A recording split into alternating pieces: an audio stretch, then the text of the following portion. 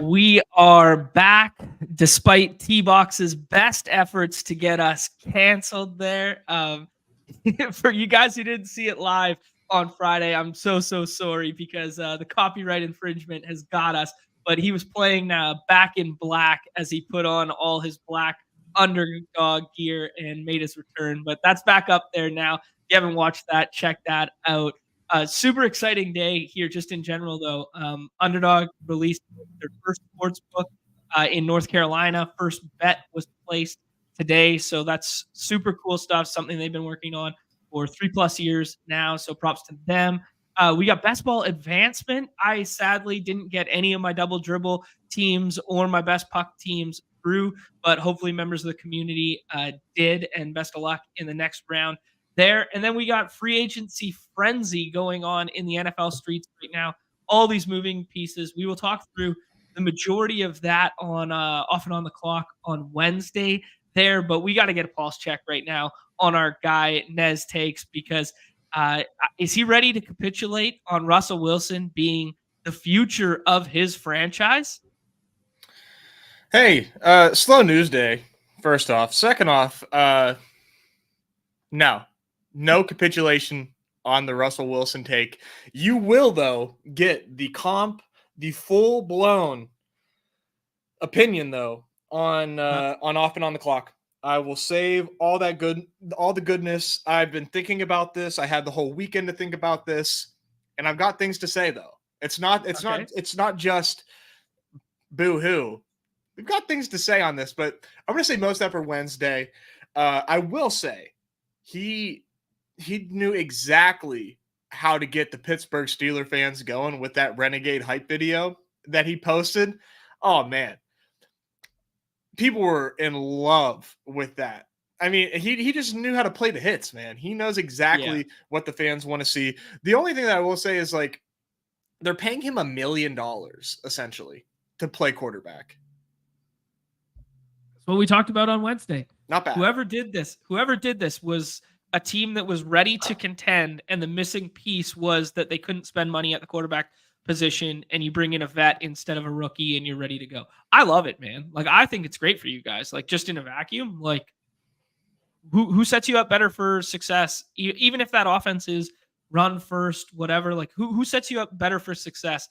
Like, him, or just going back and flipping a coin between Pickett and Mason Rudolph? Like, no, give me Russ all day, even if it's a heavy run first. I don't know that it's amazing for fantasy or that we can, boost George Pickens now or anything like that. But I just think in a vacuum for like winning football and winning Steelers smash mouth football alongside Arthur Smith, like, I think he gives you guys like a legit chance at maybe not winning the division, but at least winning a wild card this year. So from a football standpoint, I think I really like it. Upgrade over Kenny Pickett, like, no doubt, which incredibly low bar to clear. Like I said, just for the money spent, I'm cool with it. Yeah. Well, just another year in purgatory, but at least it'll be, I don't know, somewhat more enjoyable. Who knows, man? I'm not bullish on these damn Steelers, but it was exciting. Yeah. The Steelers never do big splash signings like that. And if you can call that a big splash signing, sure, but like, it's not often that the Steelers do things like this. So, I'll take it. Love it. When Russ jersey in the background, I love that. Soon come. It's coming. Yeah. Let's talk about some of the other moves in the NFL real quick before we jump into the hoop stuff. Kirk Cousins to the Falcons there. It's interesting because every sportsbook on planet Earth had Fields a damn near close to lock to go there, but it just made so much sense. The Cousins won their 4-year deal, which was kind of shocking for a guy coming off an Achilles there, especially with all the guaranteed money associated with it. But I mean, they're like one of those teams where it's like they got all the offensive weapons in place and they just needed to fill the gap of what Matt Ryan once was, right? And I don't know. I think you just have to like it, right? Dude, I mean, I was so ready to not draft Kyle Pitts. I was excited to mix up my tight end rooms in 2024. Yeah. We're back. And if you think I mean, like, all the Pitts, all the Drake London, man, like, it's hard to, I mean, it's clearly different. it's obviously different, but it just feels like like I'm doing it again. You know what I mean? Like, Yeah. it just feels bad, but I'm gonna end up doing it again, man. Yeah, and like, we're gonna buy that like post hype Drake London breakout stuff now. dude, Drake London's good. Like, Right. oh god, dude. I'm just like, that's why I love that I'm taking a break right now from best ball and NFL, so that way I can like prepare myself to do this all over again and put on a brave face and draft these guys. Yeah. Like, oh my god, man, crazy day. Appreciate Paige joining up and becoming a member here. Thank you. Yeah, you know, you got the emotes going. T-Box dropping by to see if he can get another stream canceled for us. What up, King? Hey, speaking of King, shout out Sam Olsen taking down the hoop slate last night. Yeah. Yeah, very nice team there. Okay, Nez, let's get your knee-jerk reaction on a couple of the other ones. We got Saquon to the Eagles. We got Josh Jacobs to the Packers, which is very, very interesting. They gave Aaron Jones a lot of money like 3 years ago. They've restructured that deal, and now they're adding Josh Jacobs to that. That offense showed a lot last year. I'm not sure it was that they needed another running back, which that one's kind of the most puzzling of the day. Tony Pollard to the Titans. Swift to the Bears, and Gabe Davis to the Jags. Pick one of those to kind of just discuss and give a thought on. I think my most like boomer take is that I love the Josh Jacobs signing. Okay. I think that's pretty sick. You have this like this very talented young offense, and really like just Aaron Jones back there in the backfield, and they've wanted to keep him fresh. You know, that's a trend among all these teams. You know, it's not that, you know, these running backs are bad or like not important. It's just there's a health factor involved with these running backs, especially as they get older. And Aaron Jones is just still like so skilled, in my opinion, as a running back. So you get to keep him fresh while also not like diminishing what you can do on the field as an offense. And you have him off the field, like AJ Dillon sucks. Josh Jacobs is a legitimately talented running back. So having that 1-2 punch with this young blossoming offense is really dope. And now in the draft, they can pretty much just like focus on, you know, maybe some offensive line, but like really like getting that defense to be a little bit respectable. I don't know, for fantasy, obviously it's a bit of a headache, but for real life football, I think that was, I just think it's a sick move for the Packers. Yeah, fair enough. Speaking of fantasy headache, the Titans one there. What do we do with our Tajay Spears love? What do we do with the Tony Redacted? Now, I mean, just you talk about Kyle Pitts and sucking us back in. How about Tony Redacted doing his best to just suck my ass back in, eh? Whoa there. Pause. Phrasing. Pollard might be sucking ass. I don't know, man. I'm pretty spooked about Pollard's year last season. He's in a much like how are we? I mean, like, no offense to your wrap up there, I don't know how we're excited about this. How are we excited about Tony Pollard to the Titans? He's not, yeah, I think just maybe like he's arguably not fit. Yeah, like I'm not excited about anybody going to the Titans. Fair enough. Yeah, you know, like good for him that he signed. I mean, he was obviously going to sign somewhere. I think that was one of the worst landing spots. So, okay.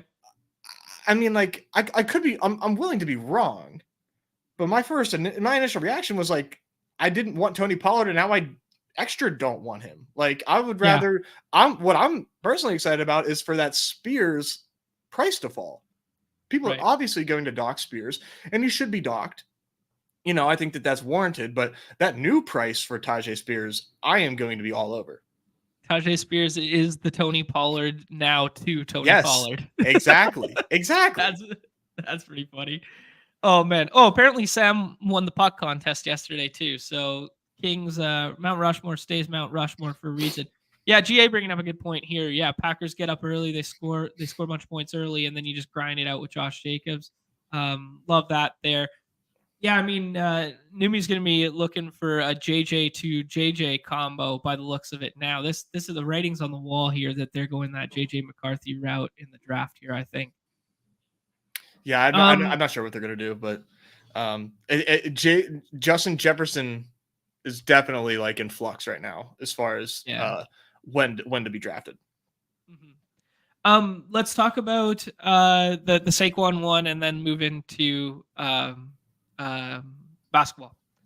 Oh shit, dude! Sorry.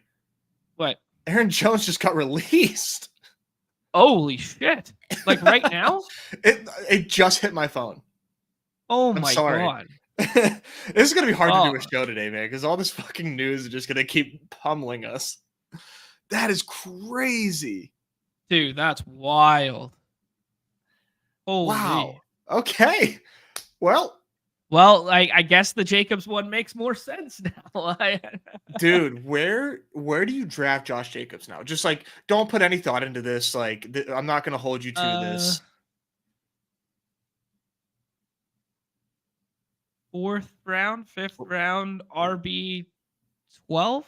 Oh, something like that. What do you think? I don't know, man. I'm a boomer now. Let me think. Dude, he's a 2nd round pick. Oh my god, that's high. He's a 2nd round pick. Well, Saquon's a fringe 2nd round pick right now. So who would you rather have, Josh Jacobs or Saquon? Jacobs. Oh my god. Oh my god. For real? You'd rather have Josh Jacobs than Saquon right now? They're not tush pushing Jordan Love. I guess. Yeah. I don't know.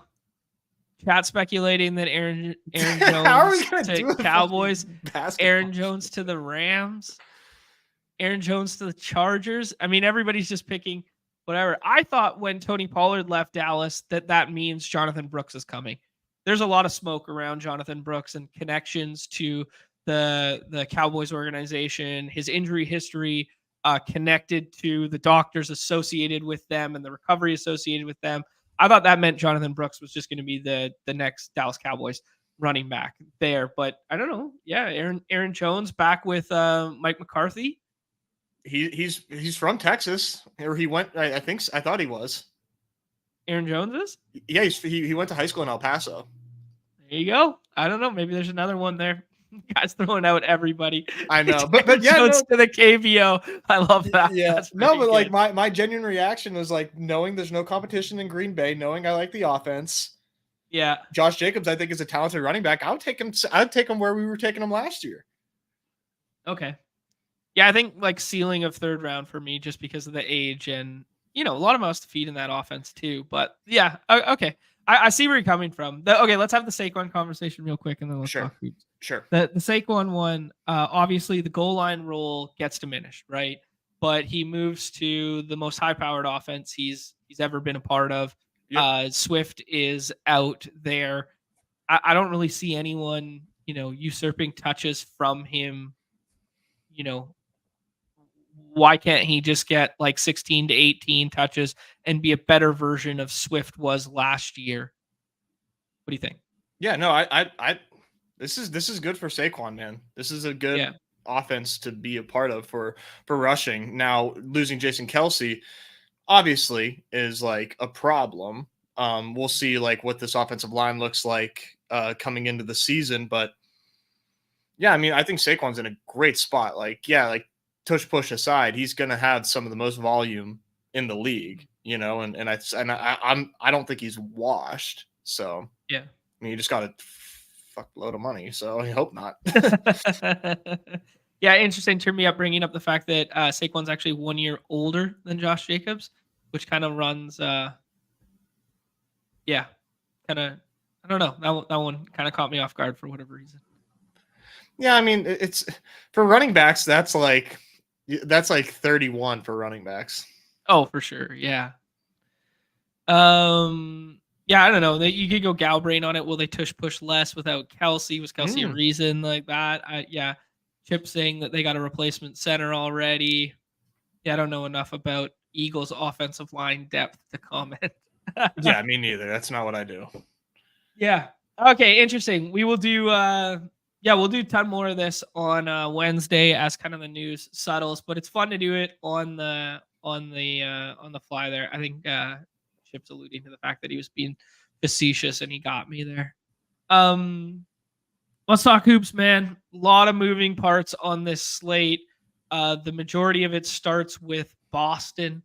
And it's weird that it starts with Boston because they are the last game on the slate as well. So it makes it very, very awkward for what we're going to do in terms of swaps, in terms of that sort of thing. But basically, Zinger has been ruled out, and everybody else, other than Al Horford, has a Q tag there. What are your initial thoughts? Just macro view of the slate. I mean, there's like it seems binary as Okay. far as how to play it. You either I mean, I'm taking a lot of Derek White because Derek White goes in the 6th, and you can swap him if he doesn't play. Hopefully, depending on when that news comes in, that can have some effect on you. But there's some Celtics there you can swap to. Like you can if Drew Holiday plays and Derek White doesn't play, then you can do that. So, I mean, I guess just like getting that out of the way, you can sort of like pick and choose, kind of like create your own narrative as far as what you think will happen here. I guess for those that like don't know, I mean, like, so there's a ton of Q tags, and the spread for this game is less than 10 points. Yeah. A fully healthy Boston team against this iteration of the Trailblazers would be damn near like 18-point spread. So there's a heavy implication that one or more of these guys are going to sit. So you do sort of have to guess, like, who do I think will sit? And when you draft, you sort of have to like keep this in mind. That being said, like Tatum sometimes falls past the first round. Usually he's going by pick 6. Jaylen Brown kind of falls. And you have to tell yourself, well, if Tatum plays and Jaylen Brown doesn't, like Tatum is like worth that pick. And if Tatum doesn't play and Jaylen Brown plays, Jaylen Brown is probably like almost a 1-2 turn type pick. So there's just a lot of like hypotheticals that IMO you have to like really be considerate of. And then Brad brings up a really great point that Boston does play tomorrow. So yeah, I will add that they play tomorrow and they play in Utah, and at elevation is kind of like the natural rest spot, not at Portland, right? But I think it makes sense that they're going to rest a few here and a few there is kind of my bro science takeaway. Yeah. Sorry. No, I'm in lockstep with you here in terms of the Boston stuff. I think it's a Tatum rest spot tonight, and I think Derek White is one of my favorite clicks on the board because you have 2 outs. You have the out that he doesn't play, and you can emergency swap to Drew Grant if you want to, because Grant looks a little bit better on that side of the matchup when guys sit, right? Because Grant has the Q tag and goes undrafted a lot here, and so does Blanton a lot too. So we could do something funky with that, and he's had 2 really nice back-to-back games there. So as you remove Boston pieces, the Portland pieces look slightly nicer too, and they're almost all going undrafted. Scoot is going to be back tonight, which makes Simons a little less desirable to me at his price tag right now. So from the Portland side, it's kind of like I'm maybe taking a little bit of Ayton in the second round, but if I'm not taking Ayton in the second round, then I'll just get some exposure out of like absolute necessity as a swap option late. So the 2 outs you have by taking Derek White is Tatum and Brown sit, or one of the 2 sit, and that boosts his value, and he becomes more than a 6th round pick. So you get super good closing line value there. Or Derek White plus one of those guys sits, and then you swap to the better of the matchups late in the night. That's kind of my thought process right now too. So I'm really happy that we're kind of aligning on the Derek White stuff. Yeah, I think he's like, I have so much Derek White right now, which can really put me overweight one person, or just like hopefully it's Derek White like alpha game where like the obviously the nut run out is like Tatum sits, Jalen sits, White plays. Like then I am, I'm that money's already spent. I've already spent my Sklansky bucks, but yeah, it's a really difficult spot for us, but thankfully we do get swaps depending on how late that comes in. Yeah, the Banton revenge game, by the way. So Banton's story is not yet it's not finished yet. There's He's still Cody Rhodes, baby. dude, Banton can ball too, man. Like I don't think people realize that Banton is like just the prototypical modern day NBA player, like Mhm. really lanky, really tall, but like plays a guard position. He's good. Like I don't know why the Blazers were not playing him sooner. Yeah, I mean, maybe just logjam with ball handling because they were trying to showcase Brogdon. So, like, you thought they were all going to trade Brogdon, so you showcase Brogdon. Plus, they had all the draft capital in Scoot. They want to give him a Yeah. large handling role, and then Simons is a future. So, like, it was kind of out of Yeah. necessity from a handling role. And he's not like a huge off-ball guy that could split minutes with like Walker or something like that. Yeah, he does kind of, yeah. I mean, and I guess as a role, he's sort of Grant-esque. But anyway, this is a lot of time talking about the Blazers and Celtics, but it's Cool. necessary. It's necessary. Sorry, I keep Yeah, it's a going big back it's to a it. big moving piece on the slate. We could talk about some other games here just in general. We got close spread, not as high total as I would have imagined for the Dust Bowl between Hornets and Pistons there. Yeah, I don't know, maybe a little 6 round message for me. But Duran and Cade and Bridges and Miller go every single draft. Do you have any lean on those guys? I think I would really enjoy Nick Richards to continue to go undrafted. I've been mixing Okay. him in the sixth a little bit, but we are taking obviously Miles Bridges a lot today, taking Cade a lot today. They're very popular 1-2 turn combo. Um, I like this game. You know, like this is low key like a pretty fun game, and I'm going back to the Duran well as well. And nobody's fooled by that last performance where I mean, obviously we joke about the Duran ceiling being non-existent, Mhm. or He got rather ejected. low. Yeah, he was ejected and he had foul trouble all game, and Yeah. unfortunately, it does seem like that is well known by the drafters today because his ADP is like damn near perfect. But I'm taking a lot of Duran today. This is going to be a fun game. This is obviously fantasy bros know this is going to be a fun. This could be a fun spot.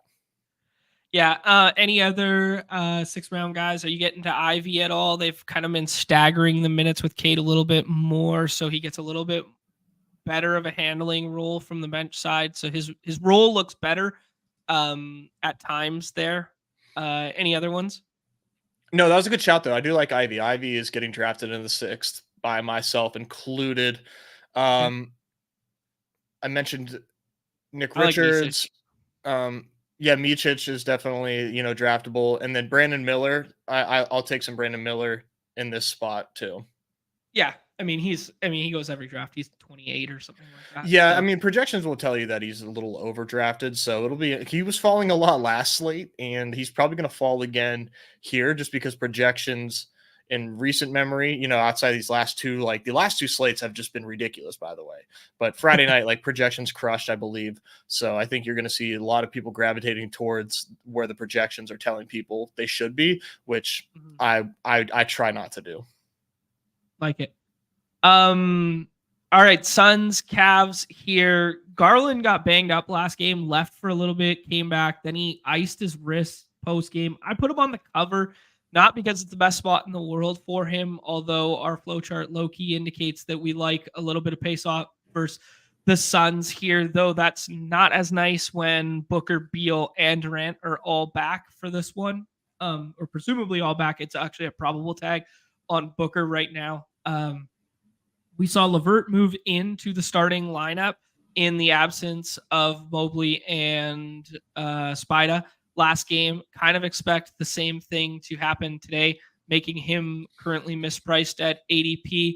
But thoughts on the Garland spot and thoughts on anyone else in this game? I like the Garland. I like Garland, Allen, and Levert a lot. I'm at like, I mean, if you have projections, like Garland or Levert is way underdrafted right now, but everybody's taking him like way sooner now. But I have like 40% Karis LeVert through 80 drafts. I went pretty hard this morning before the show. So excited about that current draft percentage right now. And then on the Suns side, I'm shocked that Booker's projection is actually like where it is. I think he's projected by ranking. This isn't, obviously context matters with this stuff, but by ranking, I think he's like the 18th best projected player today. Mm-hmm. That kind of surprised me. I don't know if they're expecting lower minutes or just like the spot, but in my opinion, this new look Cavs team with all the injuries is actually like a better team to play against than the Cavs have been in the past. So this is something where, and I was doing this with other teams where I think you can kind of get ahead of projections. And I think that this Cavs Suns game has a chance to be like sneaky fun. Okay. Yeah. Just, you think that the defense and pace won't be as slowed down. The counter to that for me would be like Okoro spends more time on the floor and Okoro's there. Like, I don't know what would be the equivalent. McDaniels, something like that. Like that's their version of like shutdown wing defender. Yeah. I kind of like where your thought process is at. I fully agree with the LeVert stuff. Fully agree with the Garland stuff. I'm a little less bullish on the Suns side, and I've actually been taking Miles Bridges over Durant and kind of just been taking Booker at ADP and passing on Beal on the back end a lot. That's kind of my that's totally fair. Like it's hard to take KD as high as he goes. The one saving grace for me is one, like that Tatum is legit questionable, and two, projections agree that Durant should go there. I'm not saying that I like him, giving that endorsement, but it's like when I see that and he's in the first and he's going in the first round, I'm just like, all right, I'll let RNG kind of dictate that for me personally. But I hear you. I hear you 100%. Okay, cool.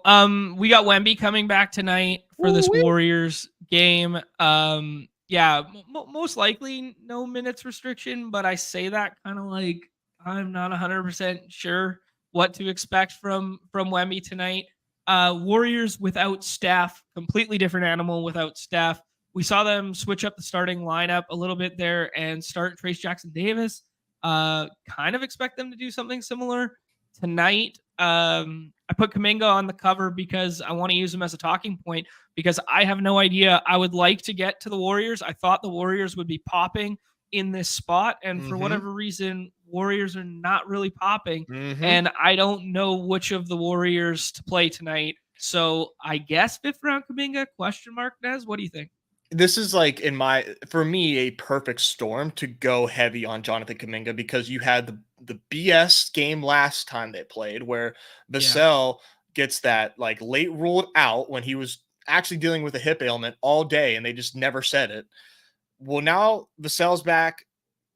Wemby's back. This is going to make this game way more competitive. Kuminga played like garbage last game, but you can really just kind of write that off and just say, he shot bad. He wasn't efficient. Well, if he is efficient with the usage that he gets when Steph is not on the floor, Kuminga is going to absolutely explode. And projections not really telling people that Kuminga has this range of outcomes because they're giving us the median is awesome. Yeah. I love that projections don't love the Warriors today. That's great. Because I like Kuminga, and I truly think that Kuminga is in a spot to blow up. I wanted it last time they played, didn't get it. Fool me once, fool me twice. I'm going to have a ton of Kuminga today. So, not financial advice, but I am all in on Kuminga against the Spurs. Other Warriors are viable too, but like, man, I just have like my eyes. I'm tunnel visioned on Kuminga, but I think Draymond Green can give you like a decent score as well. Okay. Just of note, Moses Moody and Draymond Green are probable tags. They're not, 100% ins right now for what it's worth. Yeah. Warriors aren't generally a team to fuck around, but just, throwing it out there because it is the Spurs. But what do you expect starting lineup tonight? Because I'm not 100% sure. I think maybe they go back to the double big thing because it is Wemby. You do the Trayce Jackson-Davis and Green together starting, and then I think it's Kuminga. I don't know. Do they go to Wiggins and Paul? Do they go to Pods and Paul?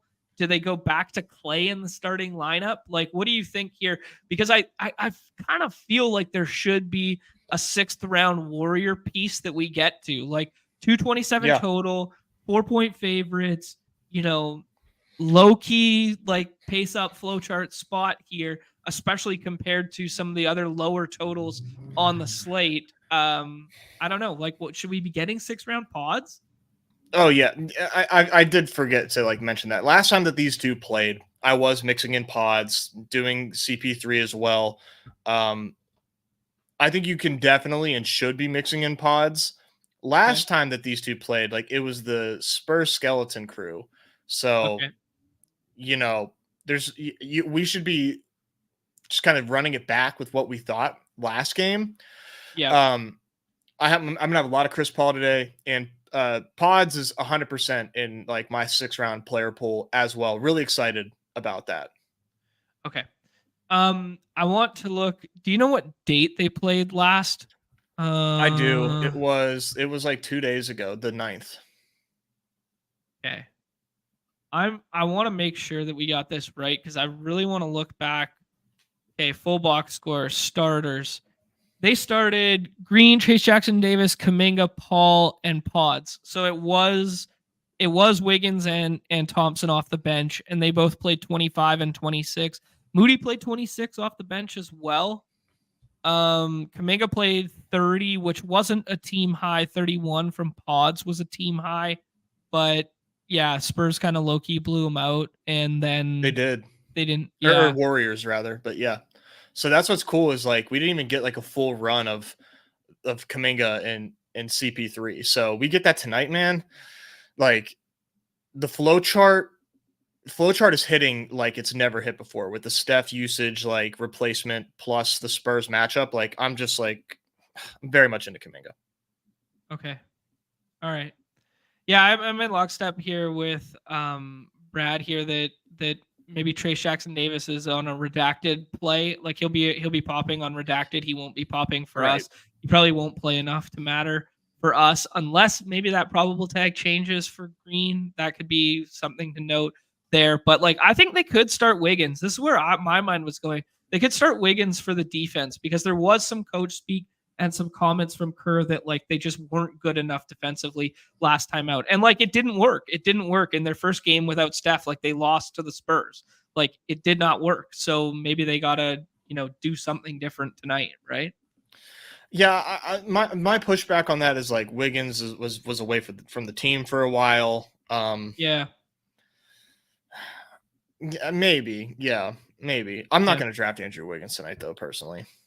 Okay, fair enough. Dallas and Chicago. This is low key pace up spot for Chicago. Chicago will be, they will be popping in your models as they tend to do. Breaking news, by the way. I apologize, John. Jaylen Brown and Jason Tatum are both playing. Wow. Jrue Holiday though is ruled out. Okay, well that still keeps. That was probably the nut low run out for our Derek White thesis, and he is playing White. That's probably our nut. We're gonna see that. I mean, for anyone who's got access to that North Carolina sports book, go ahead and slam the Celts at. I saw Crutches got down his first North Carolina bet, put $1,000 on Celtics minus 9.5. There's a new line getting up there. Yeah, so there's a new line coming for sure. But if you got time to get that one down, that's a sharp sharp bet from Crutches for his first North Carolina bet. I like that one. Yeah. Anyways, yeah. So that was probably not low run out for the Derek White situation because now he's like probably just like a fine 6th round pick opposed to being like a smashing 6th round pick. I think you're probably right, but I'm still gonna take him in. I mean, no KP and no Jrue against the Blazers. Yeah, still a good spot. Yeah, if you can keep it competitive enough to get 32 minutes out of all of them, he could definitely be a factor in the 6th round. But the nut run out, we just fully agree is that Brown and Tatum get ruled out, and then now all of a sudden he becomes a 3rd round pick, and you get all this closing line value. So kind of an unfortunate run out there. Um, Agreed. okay, let's talk about Bulls Mavs. There, Luca doing nothing but 35-point triple doubles over and over again. It's actually disgusting. I have no reason to think he won't do similar tonight. He's the 101 for a reason, though. You could twist my arm into it being I don't know, maybe a couple hours ago you could have twisted my arm into it being Joker before all of Toronto is slowly getting ruled out. I thought the same Um, thing. yeah, Mm-hmm. I really did. and But now and it's now like blowout now season it's over like there. That yeah, game's dust. yeah. What are your thoughts on the Bulls here? Are you trying to get overweight? The Vooch, DeRozan, Kobe White. Are you getting to anyone else in the 6th round? Is there any chance they go double big with the Drummond stuff and bring Drummond into play? I don't know about the Drummond stuff, but this is a flow chart. This is a flow chart game where you have the Bulls that play like every minute of the game against the Mavs who do not play defense and they Yeah, play fast. This is fantastic for the Chicago Bulls. The problem is everybody knows it, and yeah. these prices are not anything cheap, but they are still appropriately priced. Where I want to have a lot of them, and what I think you can do today, just because we're very honest, we're honest people, and the top 3 picks today are loaded. Mhm. They're freaking stacked, and you have a 50-50 shot at getting one of those top 3 picks. And if you don't get a top 3 pick, just to be very honest, the EV of that draft is much lower than a top 3 pick, and you're incentivized to do something different there, right? If your odds are stacked against you, get funky. And part of that, I think, should be mixing in that 6-7 pick or that 5-8 pick is getting some Bulls there where, Okay. you push up Vooch or you push up DeRozan in this matchup. Okay. Who do you think gets? I think Vooch has a better matchup. I'll say that. I think I'd rather push up Vooch than DeRozan. I think Same. DeRozan gets PJ. Like I think he gets the PJ Washington treatment. I mean, they teams are smart enough where like, yeah, PJ is gonna try to guard, your best wing, but like you get a switch on Luca and it's curtains. Like Fair enough. Luca's Yep. trash right now defensively. He just, I mean, has been. Uh-huh. And teams are attacking him big time right now, at least by the looks of it. So I'm not like gonna be focused too much on that, but I mean your point stands. He's Okay. probably going to get PJ on defense, and I do like Vooch more, but I'm pushing up Vooch, no doubt. Okay. Okay. Yeah, I really like Kobe White in the 3rd round. I really like your point about the top 3 pick today.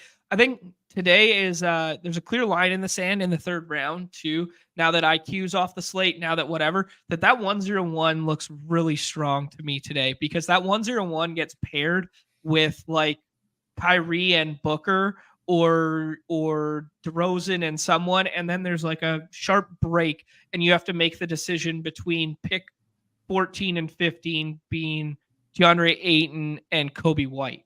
And I think that's like a clear line in the sand for the drop off of Booker to that tier. So I do think you're correct that the 101 seems really, really strong today. So knowing that that's what you're competing against, that flipping the board on the back end makes a lot of sense because if you just continually pair Bridges and Cade together over and over again, which everyone is doing from the 6 hole, Yeah, you're just going to run into like infinite combinations that look the exact same. Like the chalkiest start you could ever do is like Bridges, Cade, Garland, Kobe White if he falls, or somebody else like that. I just saw the combo repeated so many effing times that yes, I think I really like your shout there. And in lockstep with you there, I don't think they can play big in this matchup. So yeah, there you go. I don't think Drummond is a factor.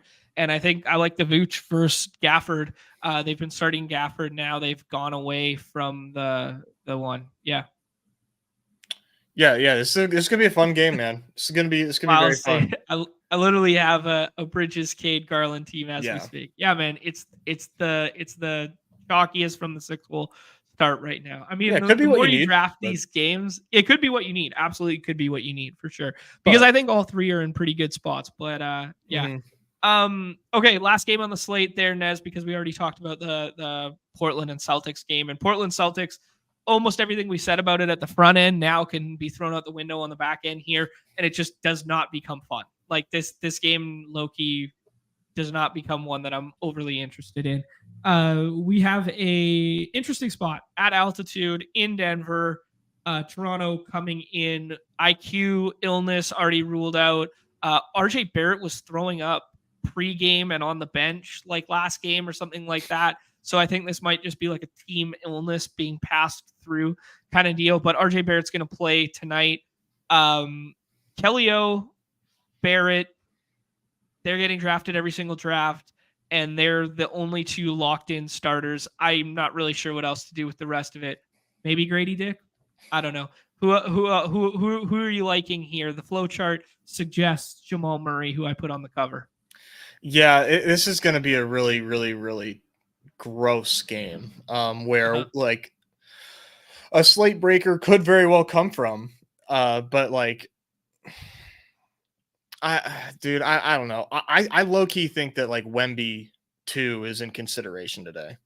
Wow. Projections will tell you no, like you shouldn't, and I get it because Jokic is going to have more minutes, but this game just feels really disgusting. And maybe Jokic could have like I would love to see what his like rebound and assist projection is for pick'ems right now, because it's got to be ridiculous. Which is always like what can happen here.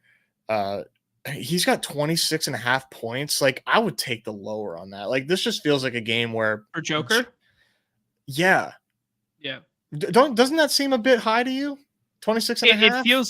It feels like a game where he can pad the stats across all categories, but he doesn't have to get there via scoring. So yes, this just doesn't seem. Yeah, it doesn't seem like a game where he's going to be like overly aggressive scoring wise. Where like I would agree. Right. I think like Jamal Murray would cook, and Michael Porter Jr. would cook. I kind of just see, and I don't know, maybe that's just like bad bias in my brain and not just respecting the Raps flow chart that I always have. But I just wish that they were healthy, because this game otherwise would have been fireworks. But now it's kind of shitty. Yeah, I mean. They're probably gonna start Abaji, Grady Dick, Nora, and Freeman Liberty over Nora. Allegedly. Yeah, they did give the one spot start to Nora. I think you start RJ there. They need handling, right? Maybe Bruce Brown handling rule. Revenge game. Yeah, Bruce Brown revenge game. Did he get his ring already? I think they've been to Denver once and they gave him his ring already. Yeah, when he was a Pacer, because that could have been a nice little narrative. Last time Bruce Brown was in Denver, he did ball out though. He got the ring that night and then he played really well. I do remember that. Thankfully, I don't think he's going to be a popular play today. RJ projects well, like above his ADP. But this game, God, man. They're 16-point dogs. They look at this lineup, dude. Yeah, Freeman Liberty. Love to see it. Oh, look at that salad. That's how I feel being an American. I'm a free man with liberty. What a name. That's amazing. Awesome. Oh, great lettuce too. All right, let's jump in here. Let's rip some drafts and see what happens. I actually, you know what? I pump faked everybody. Oh, Jesus, John. Dude, I'm in the business of pump faking everybody because I got to fill drafts. Bait and switch. Unbelievable. Lumi loves me for doing it because I fill draft rooms. You just filled like 8 drafts at once there. That was crazy. Place for Canada.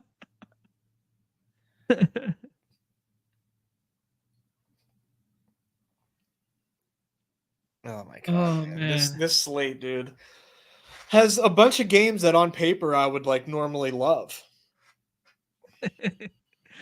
Freeman Liberty plays in Canada. Yeah, this what a is rug. a good narrative. What a rug.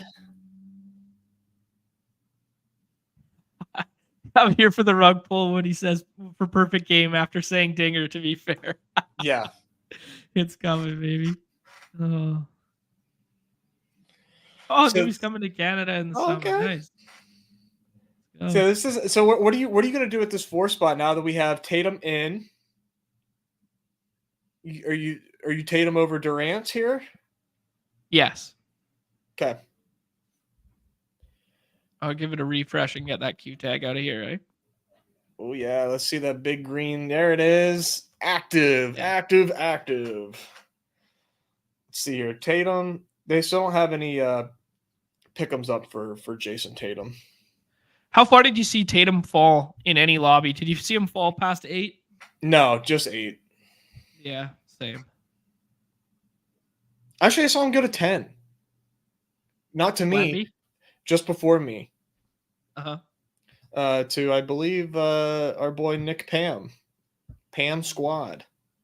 The Pam squad getting after it early. Yeah, I was crushing drafts. He was in a bunch of them.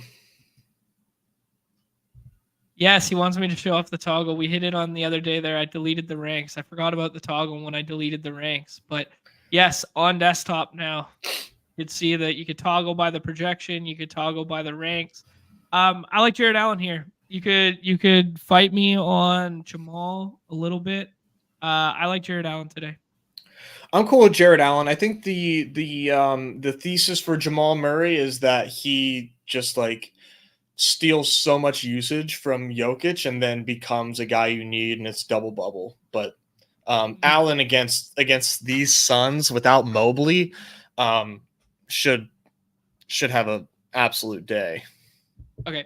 Interesting to see Sam also goes Kyrie over there. Same thing as your double bubble thesis there, but going Kyrie over Jamal for what it's worth. I've been getting Kyrie with like my Luka picks a lot, which I don't love. I know it's not terrible, but I hate it. I hate when it's that the way it lines up. But now I think you could start doing something a little funky and pulling Jalen up a little bit too. Yeah, it feels better. Okay, Ayton, Garland. I'm low-key out on Vassell today. I don't mind him. I'm not out on him entirely, but at his price tag, I think I like Ayton and Garland more. Which do you prefer? I think I prefer Garland between Ayton and Garland. Interesting that with that injury news, the Celtics line did not move like significantly. Like I think it's 11 and a half. Yeah, 2 points. It was 9.5 before. Yeah. Still, you would think that they would. I mean, it's the Blazers. I don't know. Man, Scoot's worth like 4 points. Oh yeah, clearly. They respect the Banton revenge game, I think is what it is. How far can you push LeVert and RJ Barrett up? We see LeVert's already gained 4 spots in ADP. We already got 2 Cleveland guys. That might be crazy talk. Yeah. What should RJ Barrett's ADP be right now? I think it's fine where it is. I don't know, man. Okay. I mean, maybe just above Beal and Nurk. LeVert at 19. The projections have LeVert ranked 16 today. Wow. We could do the cum bucket. We could do Duran. I don't love the Kelly Olynyk matchup. I'm Kuminga here. Yeah, I like Kuminga too. You just gotta. Yeah, the stars are kind of aligning right there for him. Like I said, like earlier, I just couldn't stop talking about how great this spot felt for him. Yeah. Like I think I like him more than LeVert. Sorry. Okay. I don't know what LeVert being in the starting lineup does. Like we loved LeVert when he was playing like 36 minutes, but it was off the bench, so there wasn't the overlap in the handling. You know, now that he's playing as a starter, doing some on-off splits there with him as a starter. I mean, it's only a 1-game sample thus far, but like we were always, days where you got like Mitchell ruled out or something, and then people wouldn't swap to LeVert because he wasn't in the starting lineup. Those were always my favorite leverage spots because it was like, No, he's going to play the same amount of minutes. It's just going to be off the bench, right? Right. Yeah, I don't know enough ball to know like what his how Garland and him like overlapping a lot really like affects his output. I mean, he's just been a strong fantasy point per minute player. You know, that was really Right. like his calling card. And I think 16 is a bit rich. And I don't know. I've been burned in the past chasing some of these like projection darlings up the board when like they pop this hard. I did it with Aiton, which was like a ridiculous game in that OT. But Mhm. that felt a little different. That wasn't even nearly as bold as this, and that came from my brain too. So Should we start scrolling here, Nez? Or do you like Beal? Do you like some guys at the top of the board here? Mike Porter Jr. feels like a flowchart guy today. I think Porter or Ivy, because we have. I mean, Asar Thompson Porter. doesn't necessarily like if he's out. Not a whole lot affects Jaden Ivey, but I do think that you can maybe secure some more minutes if that does happen. Right. Okay. So there's another one that we didn't talk about yet. Asar Thompson, questionable there as And it was a well. late cue, and he was out. He left the middle of the game, which was super tilting. Then they said he's off the injury report, and now he's a late cue with an illness, so he could still play. But I don't know, man. The tea leaves would tell you that it's not good. Illness tag's so tricky. Yeah, it's so annoying this season. It's been very like 50-50 at this point. Meech's gonna have a nice handling role with Trey Mann doubtful. I like him today. That's probably who I would click. I would also click Nick Richards here. I think Nick Richards. Okay. He's playing like the spot versus Turin. Yeah, I mean, bigs do well in this format, and yeah, against the Pistons, he's going to play 30 minutes. It seems like at least. So I think it's a pretty healthy spot for him. Yeah, they're short bodies. The scary thing with Nick Richards is if they decide to go small and play Grant Williams at the 5 in the closing lineup. They did that last game. I watched all of the Hornets game because I'm sick and broken and deranged. But Nick Richards was cooking, and he was like my swap option that night. And then he didn't play the last 8 minutes of the game because they went small on the other side. The good thing about playing against Detroit is they won't necessarily go small on the other side because Duran, Wiseman, and or Beef Stew will be on the floor, right? Like good point. They can't really play without him. So Nick Richards looks like a higher chance at being in the closing lineup in a matchup like that versus I can't even remember who they played the other night. It was someone else gross. Yeah, it was a fun one. Sure, one more of those, Nez. I really want to talk about a couple more spots. Yeah, that one went fast. Good job, everybody. Yeah, pat on the back to everybody. That's how it should be. Yeah, I'm kind of in lockstep with Julian here that like I won't touch the guys that with the illness tags. They're so hard to figure out. And then even if they do play through the illness tag, it's really hard to know how many minutes they'll play, right? Exactly. Yeah, I think that like on the whole, you're better like fading those guys. Yeah. Ooh, Jay Fresh saying he's got one Wemby plus Tatum team. That's looking nice. Jesus. Yeah, I gotta see what I ended up getting in my early runs. Like I said, I was cramming in drafts because I knew the one thing that I was sure of is that LeVert was being way underdrafted before projections, and here we are. Yep, absolutely. The other one with the LeVert thing is Strus is out. Wade was out for personal reasons last time round, but there's a chance he plays tonight. So, don't double count, but that was just kind of like something that I noted. Oh, Wade's already out with personal reasons then. So that's not even a factor. For the Cavs, right? Yeah, I'm looking at the 330 now. Okay, so Wade is out. Okay. Yeah. So it's Mobley, Strus, and Wade that are all out. Yeah, okay. Cool. We get the same decision again. I think it's Tatum. Mm-hmm. Yeah, I'm gonna be mindful of my Tatum and Durant exposure. Mooch at 5. There you go. Stephanie High switching up the board. Wow. Vooch. I have Vooch 8th I like it. in the projections, but it's a top like after KD, like Jared Allen, Miles Bridges, and Vooch, even Murray, Cade. I mean, these guys are separated by like fractions of a point that Yep. whole second round. Yeah, I think if you just think of ceiling tonight, Vooch and Allen, pairing Vooch and Allen together seems pretty fun to me. Yeah, I think so Like too. closest spreads out of all those games, plus highest implied totals comparative to like Detroit, the Detroit game, and then just the way big score on this, and then the minutes, man. They're both going to play 36 tonight. Mm-hmm. Yeah, it's I'm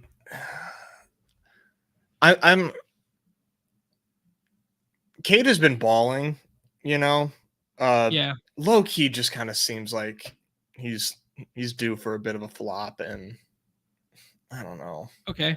I don't Speaking of know. which, do we take Cade plus Tatum here, or Stephanie did that exactly what we said, or do you That's prefer wild. to push up Jamal or something like that? I think at this pick, I think you take Cade, but I am a little nervous, man. Like Yep. I'm taking Vooch over Cade at the moment.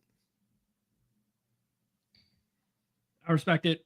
Here we see it come to fruition again, where we're talking about the power of the 101 today, where you just have Luca plus Kyrie plus Booker, just in terms of name value comparative to like that line in the sand at the 12.8 That's pick what comparative to everything below. That's Just what I kind mean. of I'm wild. like, damn, dude. Like, what am I like?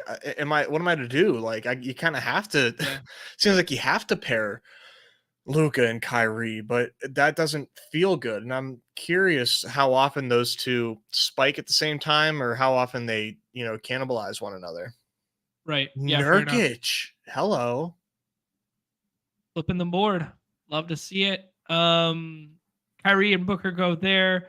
Let's take Kobe White. Let's I switch was it gonna up. say this is Kobe White for me, like without a doubt. All right. I like the Kobe White spot today. And you can even stretch that into like Io in the 6th, probably. Okay. Yeah, why not? I also had some really nice games. I made a pick 'em earlier, and I took the under on IO assists. Mm-hmm. I believe that's what I took. We can check in a second. I'm not. I don't track Io that closely that I know when to fade him against a great spot. That must have been frothy. What was it, like 7.5 or something? I think it was Even 6. less than that. Yeah, something like that. I can't remember. 5 Numi saying assists. that Damn. the players round 1 contest is up. So for all of our golf peeps, pseudo 5th major this weekend. That's what they You're call it. asking the wrong guy. I'm not. I'm a fake golf guy. So yeah, you hit. That must have been 5 even for Io, which Yeah. Hmm. A little scary.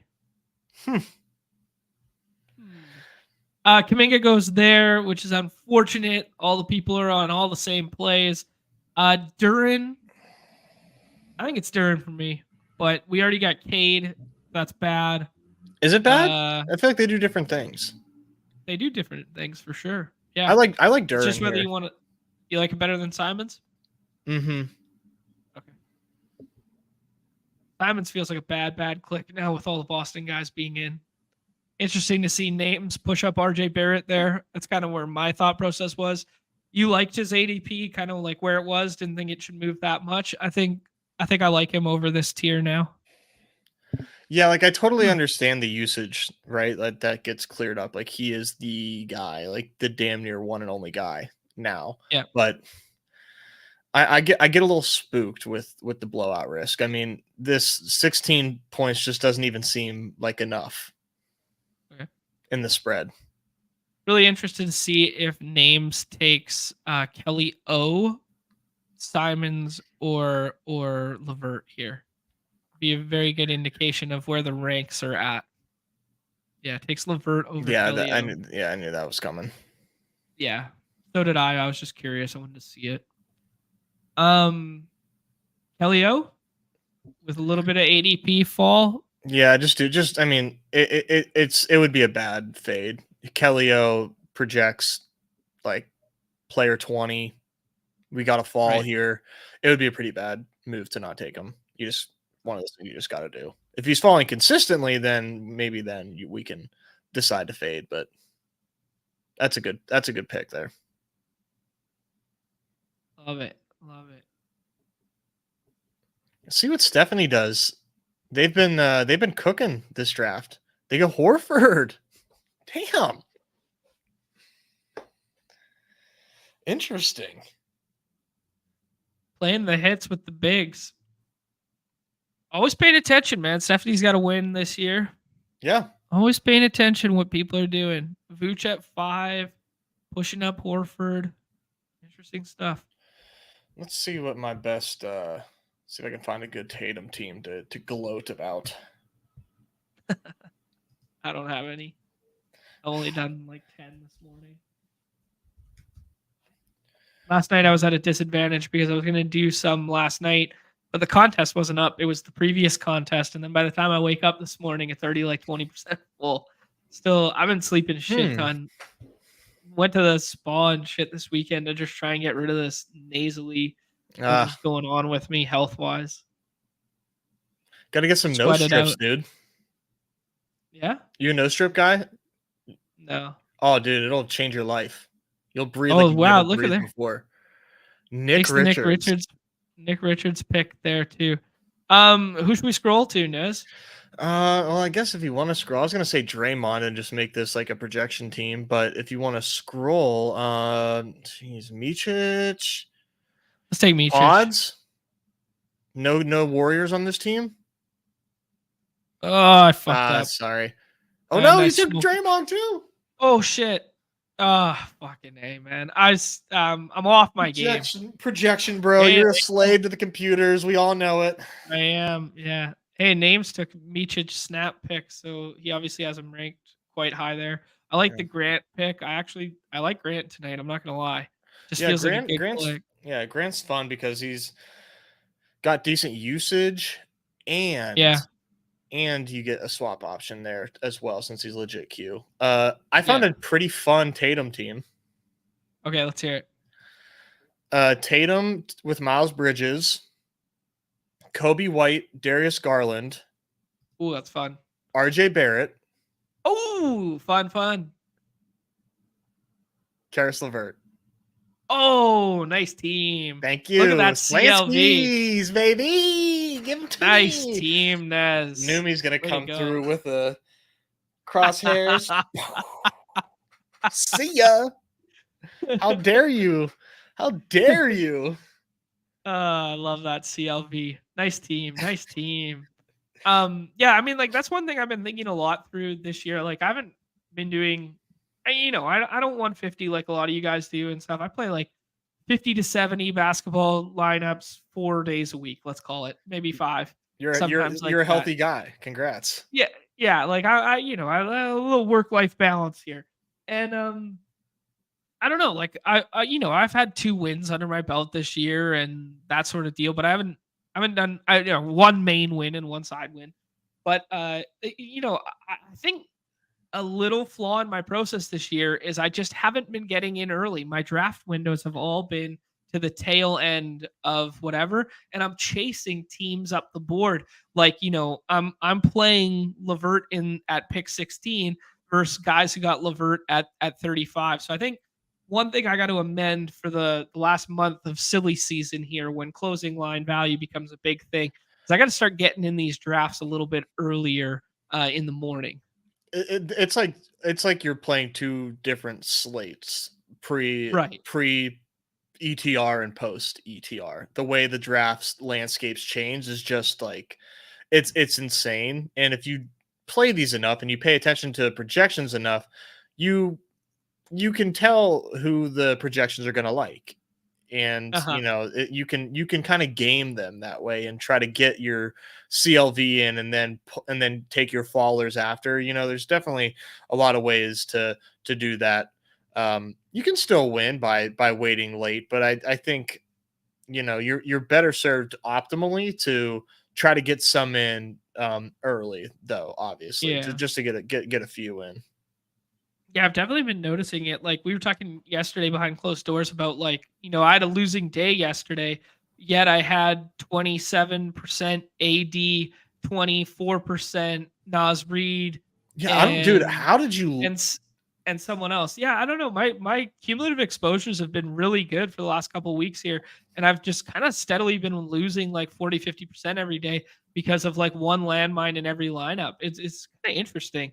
I don't know. I got to do like kind of like a more thorough run through of like my combinatorial stuff. I might have like a pretty big leak in my drafting process where I'm screwing up like the third and fourth round every single day, and it's keeping me out. Because like yesterday, you really needed Kuzma to do anything with, and I only had 4% Kuzma because I was taking JJJ over him at like a really high frequency, and there's your downfall, right? It's like as much as you get right, you got slapped in the mouth for being super wrong on Kuz. Maybe I should have a more balanced approach to like the third and fourth round. I don't know. Yeah, it was just very interesting Mhm. to note, but just things that we like to progressively talk through and like what makes these games so effing fun, right? As we learn as we go here.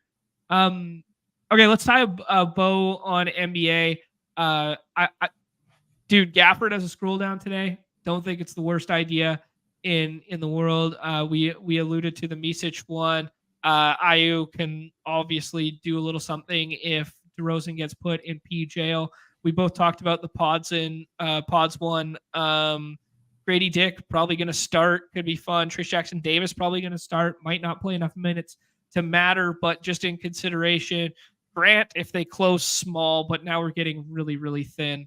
Just names. Anyone else you want to throw out? No, I think you very well covered most of like who we need to be on the lookout for. I think if there's no Grant, you can do a little bit of Banton. Okay. But if Grant's in, then I'm not going to do the Banton stuff. Okay. Yep. I like that shout for sure. Yeah. I think if you want to go the Banton route, I think you take Grant in the 6th round right now and then you swap to Banton. Banton's not, despite his ADP, he's not getting drafted. He's kind of falling as other guys rise now. Okay, Yeah, he's cool. not getting drafted. All right, let's dinger it up. I promised dinger instead of perfect game. We haven't done dinger in a bit because we try and fill the perfect game. Let's do a dinger here. No All rug right. pull. Everybody get in. 5 more spots. Let's see if I can get in. I need to do some more drafts. Where are we at? Where are we at? Is it full? Got to swipe for it. Fuck. Rip. We roll the 103. There you go. The friends and family in here. Hey, TK upgraded the badge. Love to see it. Let's go. Cowboys in here. B Spurf. Yeah, Cowboys is gonna snipe all our Pirates, man. This isn't. You should have did a pump fake. We should have known. I built the Nez the other day. I love it. And then Tuma's giving it some love too. Everybody's seeing the light, man. It's hard not to get enamored with O'Neal Cruz. Like he's hitting the ball so effing hard all the damn time. Like he's just such a fun player, and he really is discount Ellie right now. It's a lot of fun. It's such a cheap comparison, but it's so true. Like these guys are both like physical freaks, and they do very similar things. Hit the ball hard and they run fast.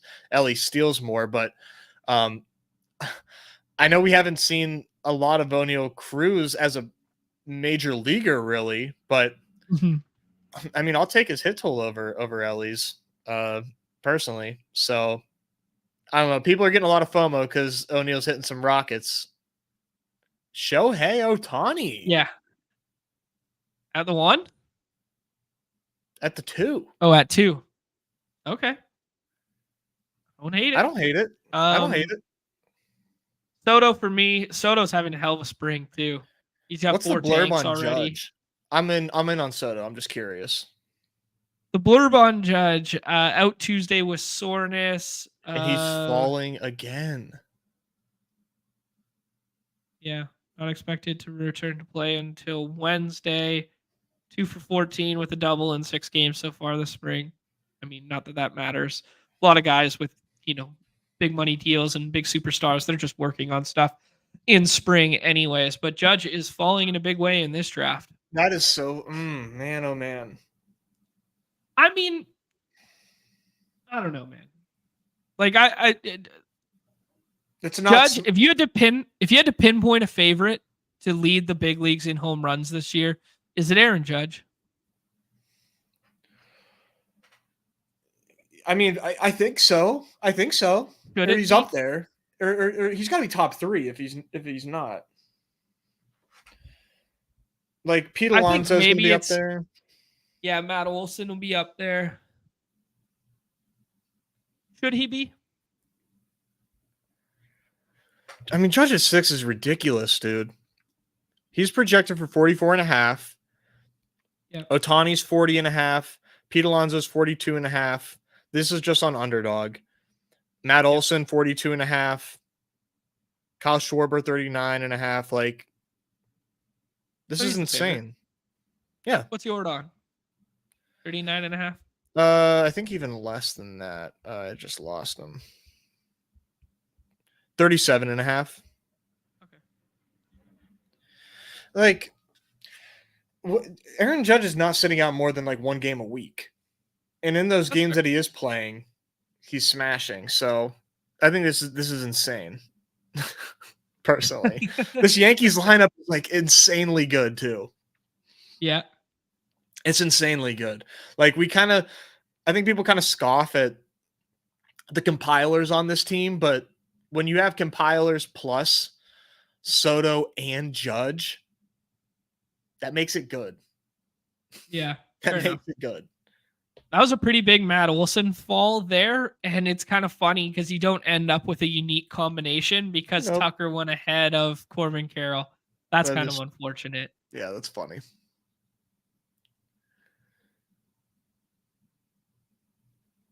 Man, I'm so surprised by that Judge fall, man. Like, that's wild to me. What's it going to be like in dailies? I don't know. Sorry, good. Nah, he'll just be right up there with the big dogs every single day. What does it tell you? What does that tell you? Yeah.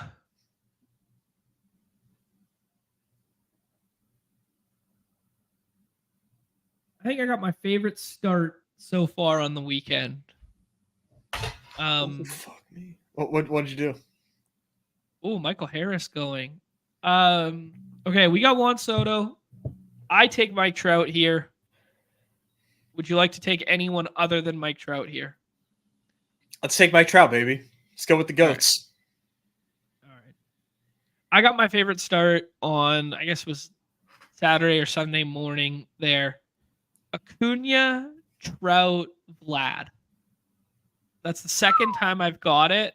I think that's my favorite start on the board right now. That's a pretty good one. Lindor, Alonso.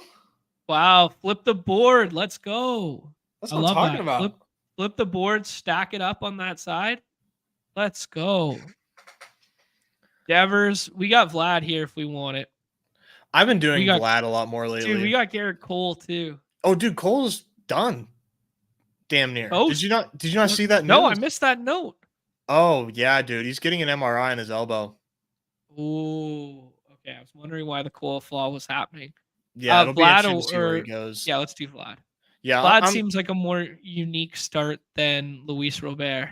Yeah, I'm capitulating on Vlad. You know, everybody, you know, he goes high for a reason. Projection systems have faith in him. I'm walking back. I mean, I don't know. I said what I said about him, and I mean the numbers on his batted ball profiles don't lie, but I am flattening out my Vlad fade and trying to get even on him now.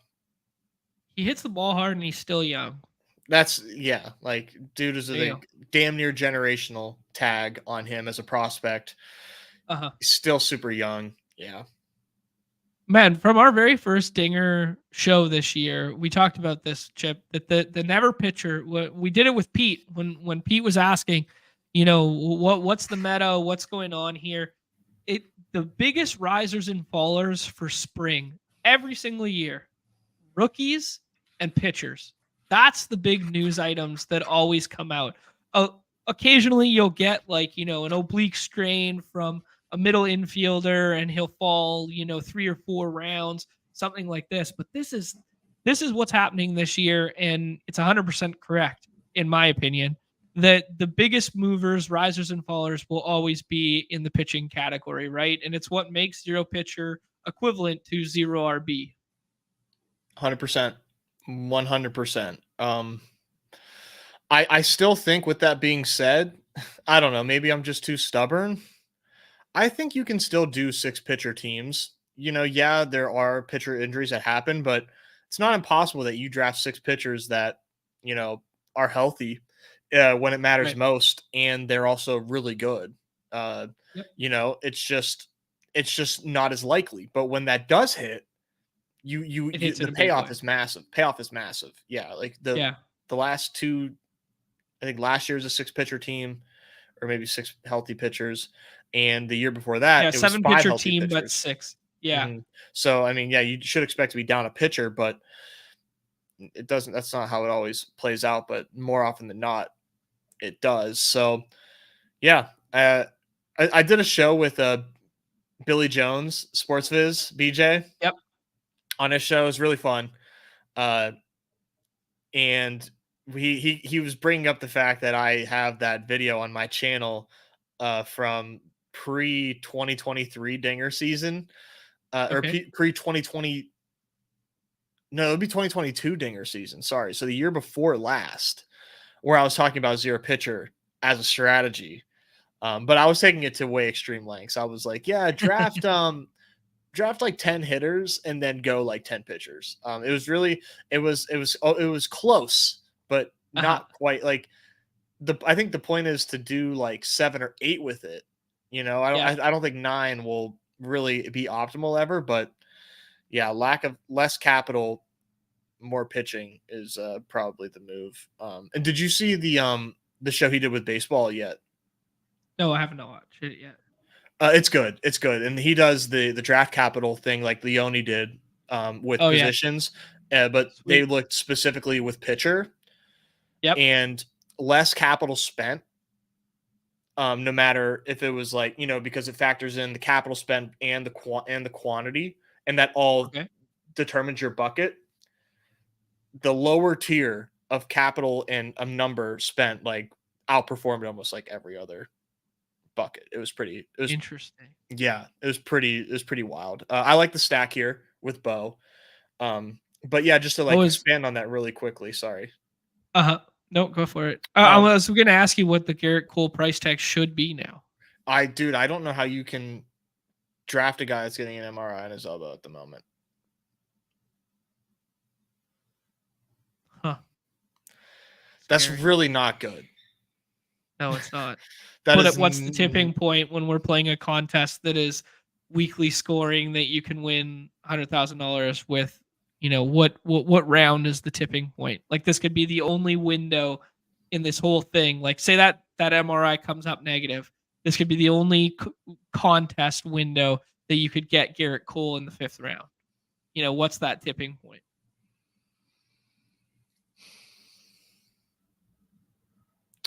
Because you take Brahmer here, and this team looks like every other team in the contest.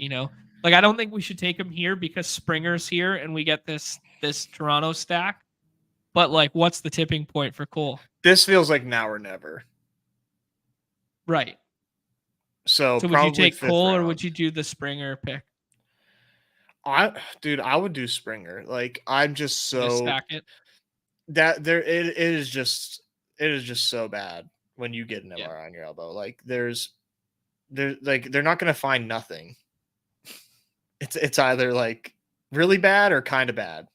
And if it's Yeah. kind of bad, then I mean, not even then. Like even like Kyle Bradish, man. Like I don't draft Kyle Bradish at all anymore. Yeah. I don't But touch him. but the ceiling for someone like Cole comparative to the ceiling of someone like Bradish for winning a week is exponentially different. No doubt. Like Yeah. 100%. If like how does if it comes out that he has a partial tear, Uh-huh. and he's like gonna like try to like not do surgery. Like that's just like you're just delaying surgery. You Right. know, like you don't. I don't know, man. I don't feel very good about this. But like through the lens of shooting the moon for ceiling to win a weekly style contest in the Dinger, you could be one of 80 teams in the entire Dinger that has 6th round Cole. And you're right, and you're 100% right, and that is how you should be thinking about it. Like, no doubt, you should be trying to win $100,000 when you hit enter on the Dinger, and this is that's very true. What remains true also is how like binary like pitching mattering is. Fair enough. And it's reliant on a 1 or a 0 on did you start two times that week or not? Right. Which I don't know. I've been thinking about more and more, man. Yep. Do you think that there should be like Cap. a cap? Yeah, like a start cap on An innings pitching. pitch capped. For a pitcher in this format for a week.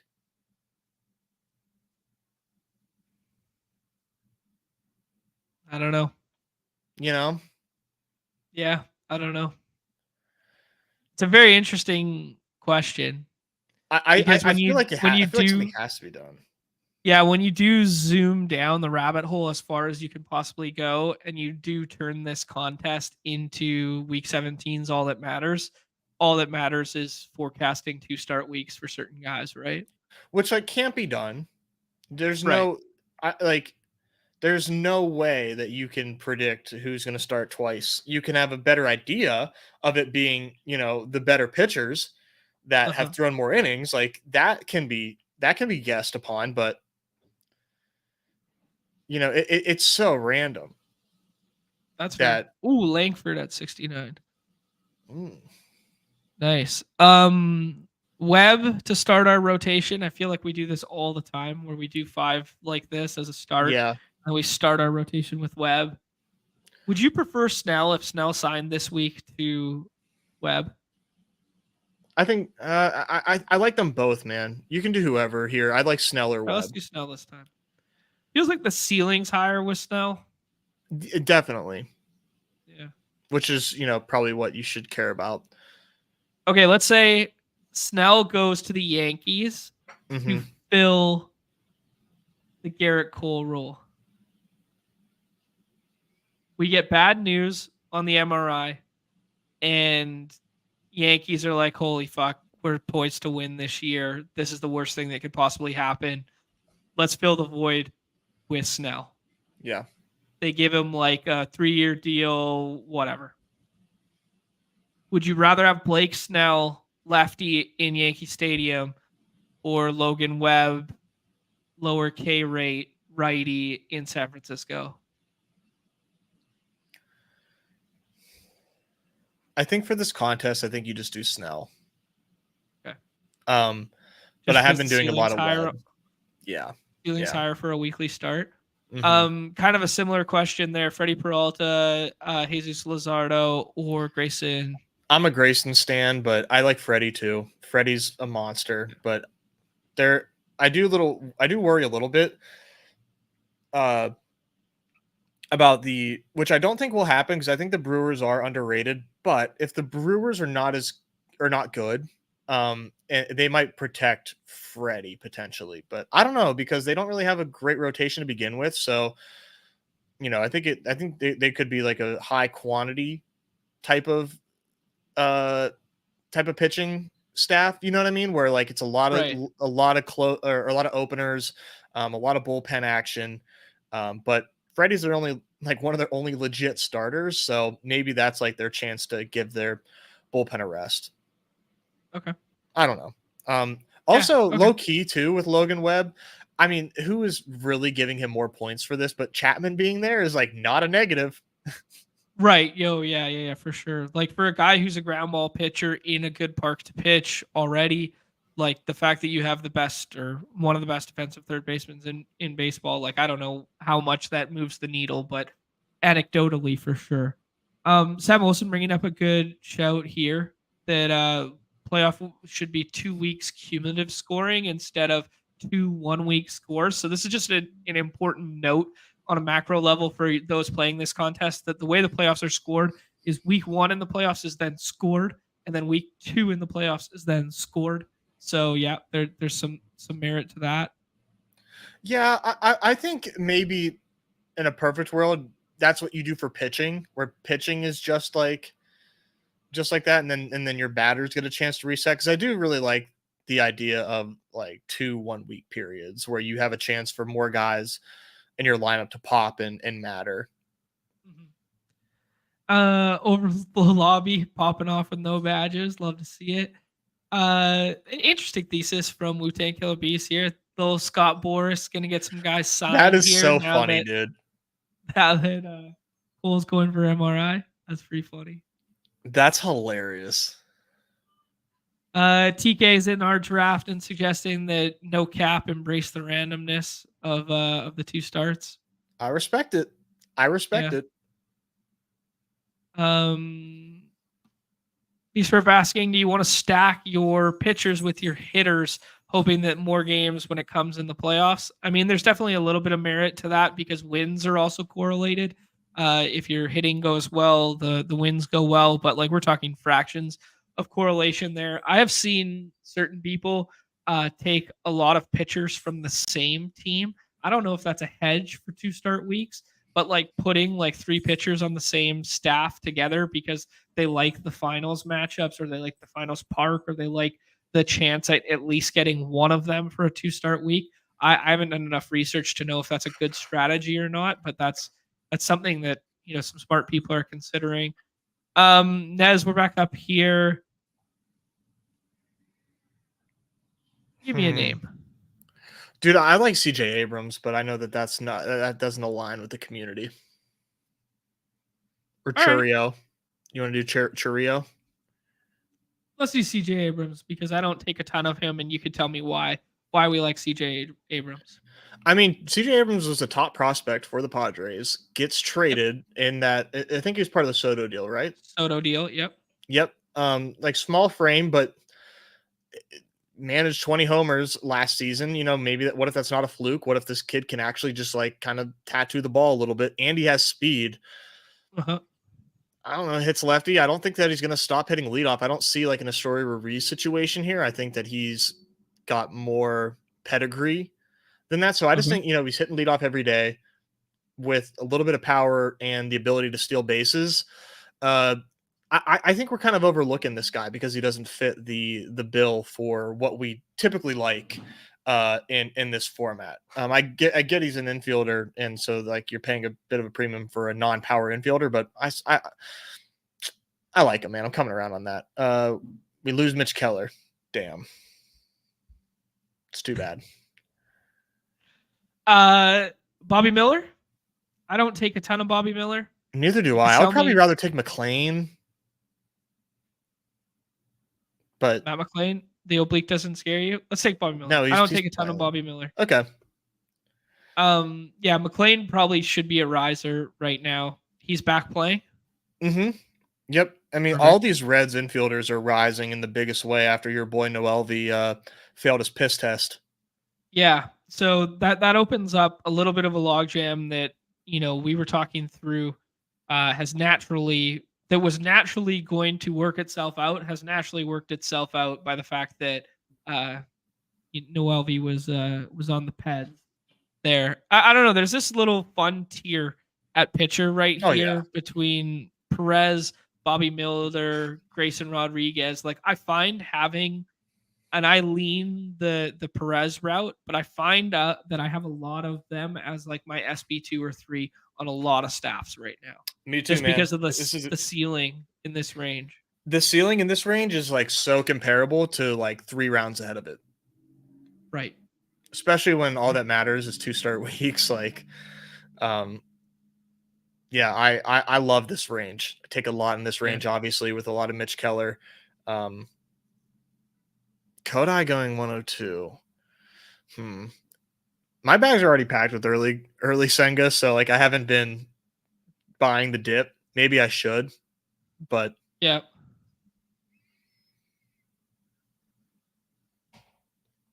do you draft trio? I feel like I ask you this every time we stream and I forget. I do not. No, I probably should. I don't know. I'm scared about in-game power, and this is just like a such a heavy power platform. That's kind of like my bull case, bear case. But like, I think he should break camp and play every day in the outfield for them. So, what's the difference in taking him versus Wyatt Langford or insert other player? Yeah, I think it's the power, like you said. I mean, I think he hit 20 home runs and like across the ranks last season in the minors, but like he doesn't walk, and I don't see like a ton of power there.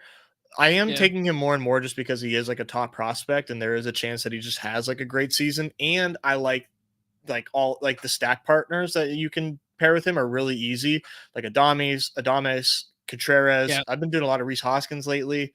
Of course, my boy Sal. So he's easy to stack up, which is like a bit of a And back stack, which is nice. Back stack is the exactly big one. Yeah. exactly right. I'm not doing a lot of Yelich.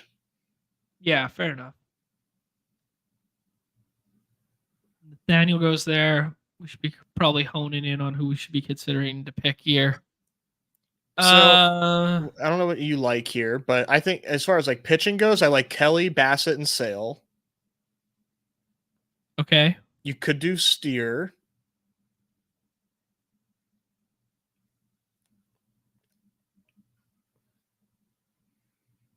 Who do you want? Kelly, Bassett, or Sale? Kelly. Okay.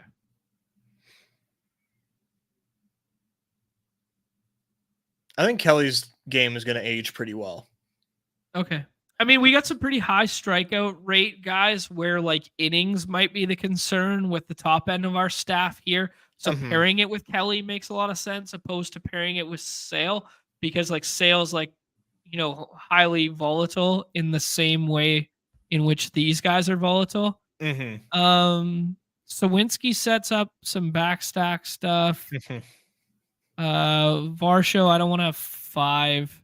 We would have 5 if we did Varsho Or 4. Oh, I guess he's Steer? way down there too. Let's do Steer. Yeah. Do Steer. Take a Cincinnati Red there. Yeah. Yeah, so I'm like, you know this what? draft I a lot of kind my of effed up teams. there. So, why? I forgot about Trout. I think we should have maybe done Ward. Yeah, I think if I could have that back, I would do Ward. Yeah, But or Volpe with Soto. yeah, that's true. There's still some fucking Reds that we can draft with Steer, and I mean he's in a good park, so it's not a bad pick. But if you wanted to stack, sure. But regardless, man, I draft a lot of my teams like this where I'm filling out my infield before like I complete filling out my outfield. Right. Okay. Yeah, I'm the opposite for sure. Mm-hmm. And I think most people are, which like makes me a little nervous. But my thought on this, and I think I've like outlined this before, but my thought on this is like if we know outfield doesn't score as many points, getting my like 2 like anchors and then just filling out who I think are like sneaky able to match those like mid rounds outfields while like aiming for what I feel is a ceiling at infield and pitching. Yeah. That's just like how I've been playing it, but that involves a heavy bet on Henry Davis and Sal Frelick and Matt Wallner obviously as well. So yeah, which I mean, from both profile target standpoints are not bad.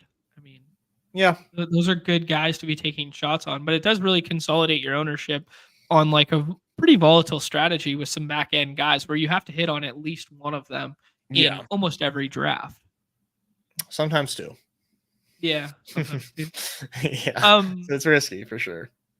Let's talk about some interesting things here. Asking about like the best backstack infields and stuff.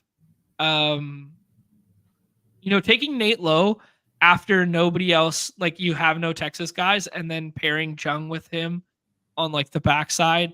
I wouldn't consider it late, but that's kind of fun. Corey said he loves the Cubs infielders. I do a lot of Cubs mini stacking just because their price is so palatable. right now. I find myself gravitating to Hans Swanson over Horner for whatever reason. I think you're gonna tell me that you like kind of like the Josh Naylor and then backstack with someone, or Naylor as a one-off. Hard to like really backstack um That's fair. those Guardians, but they would be well served to like try to make JD Davis work. We'll see if they do. He's gonna go somewhere. I think Mariners make a lot of sense for JD Davis. Yep. Like That's like, yeah, that's the spot. I don't think you can roll into the year with just Rojas at third base there. Yeah, not if you're trying to compete, which like they should be. They have a great rotation. They should try to capitalize on that. Yeah. Wu-Tang Killer Beast saying Twins are a good That's backstack. my I think answer. that one's a pretty chalky one that we've done on stream a couple times there, where we do Correa, Julian, then Wallner to close it out. Yeah, and if you want to do just infield, like put in Kirilloff there. He has a chance to give you enough ABs, but I don't do the Kirilloff stuff as much. But I do a ton of Julian. But I did read an Athletic article. I think it was on the Athletic. That kind of like threw some cold water on my Julian and Wallner love, which is that like the platooning essentially is not going anywhere, and it like and that it like and yeah, I know, but I mean like they're still left. Foul Farmer and shit like this is gonna be like they're gonna be working guys like that in, right? Yeah, so I mean it definitely limits their ceiling, which sucks, but on a week to week basis, I think they still can get there, especially Wallner, just because Wallner can hit tanks. Absolutely. Vinny P goes there. Volpe came all the way back to us. I think we just click it. Yeah, you want to do that over Varsho? Yes. Cool. I'm a big Volpe fan. I would rather have a 2 stack and a 3 stack than have a 4 stack from one team. That's where my mind's at. Am I wrong for that? No, I think that's probably the optimal way to be thinking about stacking. Okay. Next pick's gonna be a lot of fun for us because we got a lot of options here. This is like my favorite range. I will throw out some more backstack stuff. If you want to go the Oakland route, like Noda and Chiloff, like that's kind of fun. If you want to go the Angels route, like any of the rookies, NATO or whatever, Naylor goes there. Jordan Montgomery,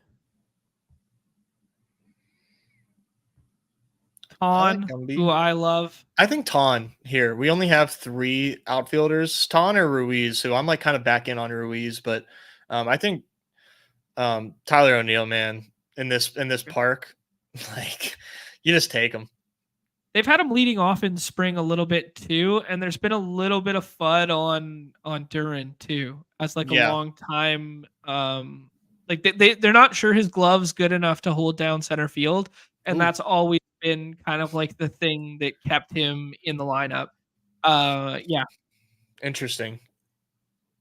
I think, I mean, this is like such a lukewarm, who cares take, but I'm looking at Bryson Stott here. He might be like, I think one of the worst picks. Just in general? The way that I think about like, I think of this like, I don't know, man. I think he's just so like that's a nice point total last season. Yeah. I worry about like Merrifield platooning with him. Yeah, I agree with you there. And just I think like Merrifield's I don't know, a good baseball player still. And he had a good resurgent year last year. Yeah, I'm just like, what was the point of that? Like, I guess maybe like it's the Brandon Marsh platoon actually, and Stott is fine. I don't do a lot of Bryson Stott, obviously. Yeah, I've taken him exactly 0 times. I can guarantee that. Yeah, I don't know why I decided Bryson Stott needed a hater today, but I love it. Let's talk about some more of the backstacks because I think it's kind of fun. Angels is cheap. Pittsburgh, if you get boxed out of some stuff, if you just do like Hayes and then you do Rowdy Tellez in the last round, I don't hate. Seattle, I do routinely. I get boxed out of infield, and I got 4 infielders, 6 outfielders, and I will do a backstack of Jorge Polanco, Cal Raleigh, Ty France, and sometimes Haniger, like just a hodgepodge of that stuff. Luke Raley to an extent too, like bad park, but could be a better offense. Colorado is a really good one too. Like you Oh yeah. take Tovar McMahon, or Montero. You could even do in the last round, something like that. Plus the outfielders, they're maybe a better backstack with the outfielders. Yeah, I don't know which other ones come to mind for you. Tampa Bay with I like Junior Caminero a lot. Okay, yeah, that's a good one. Take Lowe and Junior, or I mean, even if you start with Esau, because he's like 14th round pick. good point. Caminero's obviously not starting, based on what we know, based on what we've heard, starting the year in the majors, but kind of who cares? I think that he's based on what he's done in the minors, like he does what we care about, which is he walks a lot and he hits for power. For me, that seems pretty damn good. So it's just a matter of like, can he find his way into that everyday lineup? And if he does, then that's pretty damn good. I just look at his Fangraphs page and I'm like, how does this kid not smash? I mean, Yeah. just looking at his double A season last year where he had 350 plate appearances, he walked 9% of the time, struck out 17% of the time, slugged 548. And when he came to the majors, he only had 36 plate appearances, but only struck out 22% of the time. So he wasn't like overmatched in that regard. Okay. Just like didn't do well. But like in single A in 2022, he played 26 games, 137 WRC plus, and 23. So he had last season. I was talking about the double A numbers. Sorry, I don't know if we're up. Oh, we are. Sorry. We are. I kind of want to do Chris Bryant and then Ryan McMahon on the way back. Cool. I like it. I like buying the dip on Chris Bryant. Me too. If he can find some health, being Chris Bryant, if Chris Bryant plays 140 games, like what's the worst that he can really do for us in Coors Field, right? Right. Obviously 140 is super, super, super bullish, but look at the Henry Davis team, man. Who did that? We're all looking for the guys. Another one, St. Louis. You could do like the St. Louis. Mormon. I've been doing a decent amount.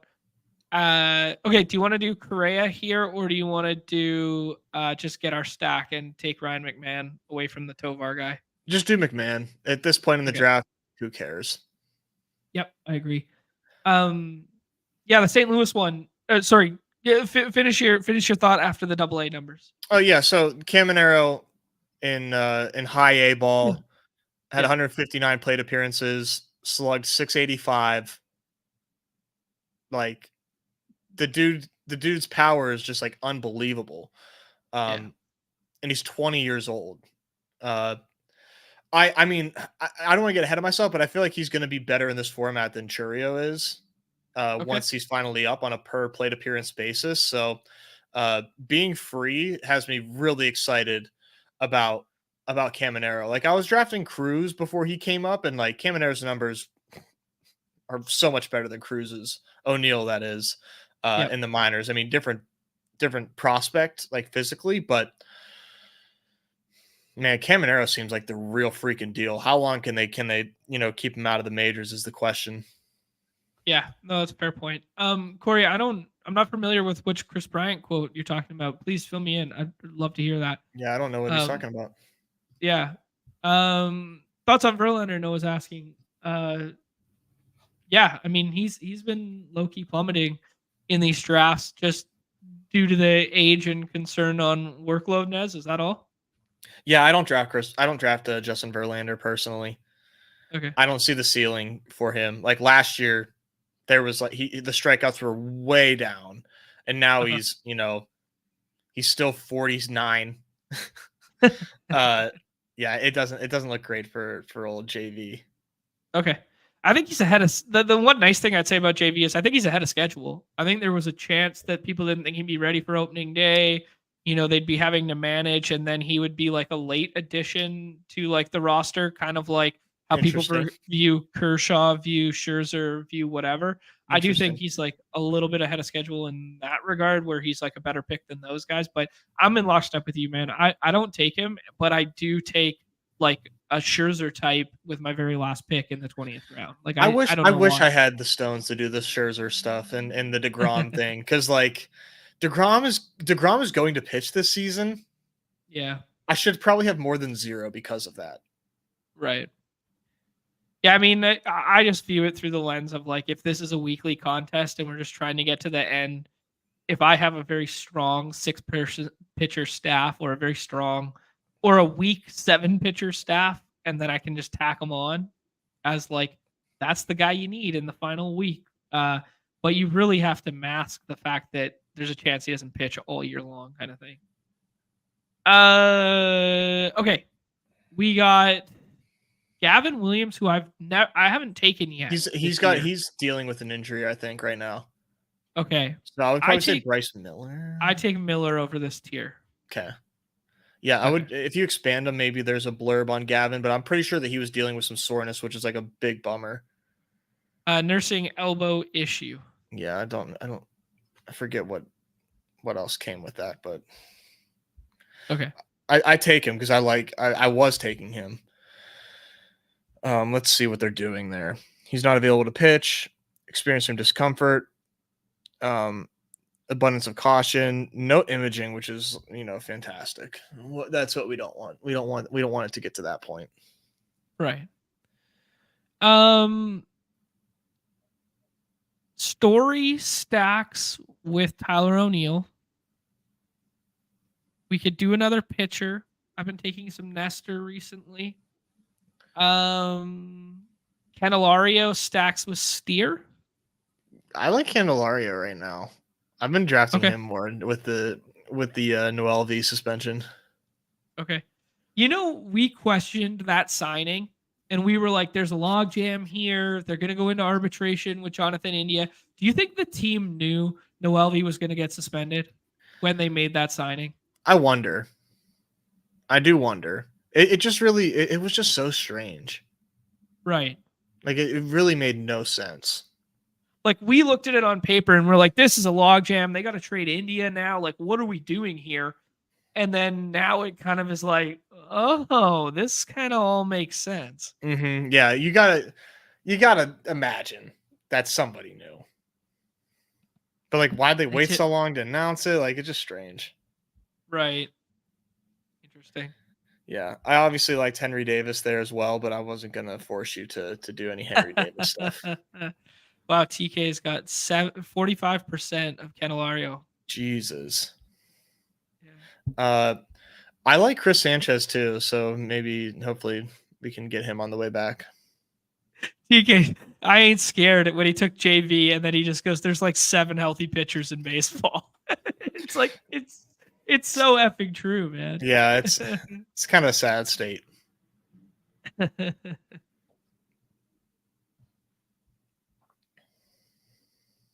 Nick Lodolo starting to climb back up. He was a big faller, and now he's kind of coming back. We got a 5.75 right now, Nez. I think this is going to turn into 7.76. Probably, right? Yeah, I think so. So we can start thinking through. Is there any national we want to stack with CJ Abrams? Probably you could do Dylan Cruz, but now that they've got Eddie Rosario there, I don't know. That could probably put a damper on that. Or should we be the first guys to take Rosario?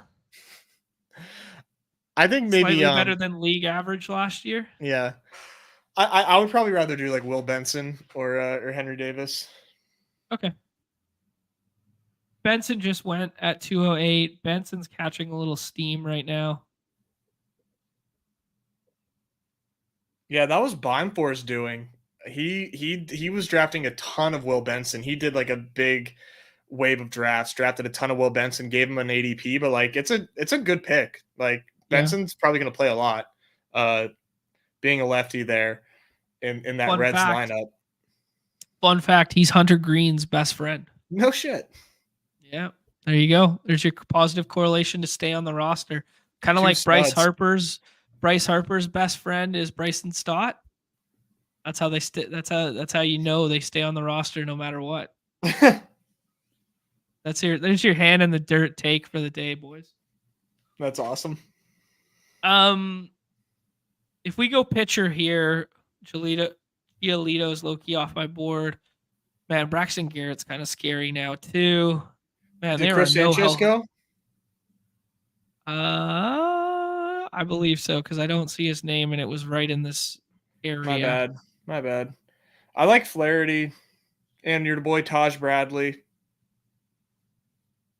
Let's take Flaherty. I see Justin J Mac take Flaherty every single draft. He takes Flaherty and Maeda. And I don't know if that's a schedule thing or if that's a guaranteed innings thing or what the thought process is there. But when sharp players start doing things, I kind of take notice. Yeah, I liked both of those guys too, man. Big signings, expected to get a lot of innings, and I liked both of their abilities to be decent pitchers. Henry Davis is our last outfielder, and then Scroll, or do you want to try and get a Scroll for a stack with Colorado? You know the answer, John. Okay, so you think a one-off Henry Davis is a better play on this team than like stacking Charlie Blackmon or Doyle or something like that with the Colorado stuff? Yeah, I think Henry Davis can hit 30 home runs. Okay. So you think at that point, like you just lean yourself towards the mass production comparative to the potential ceiling of a stack? Yeah, I'm very confident that Henry Davis is a very good hitter. Dude hits tanks, man. He's he's got a good hit tool, man. There's no need to. I don't know, man. I'm gonna have a lot of them. I'm very dependent on him being a good hitter.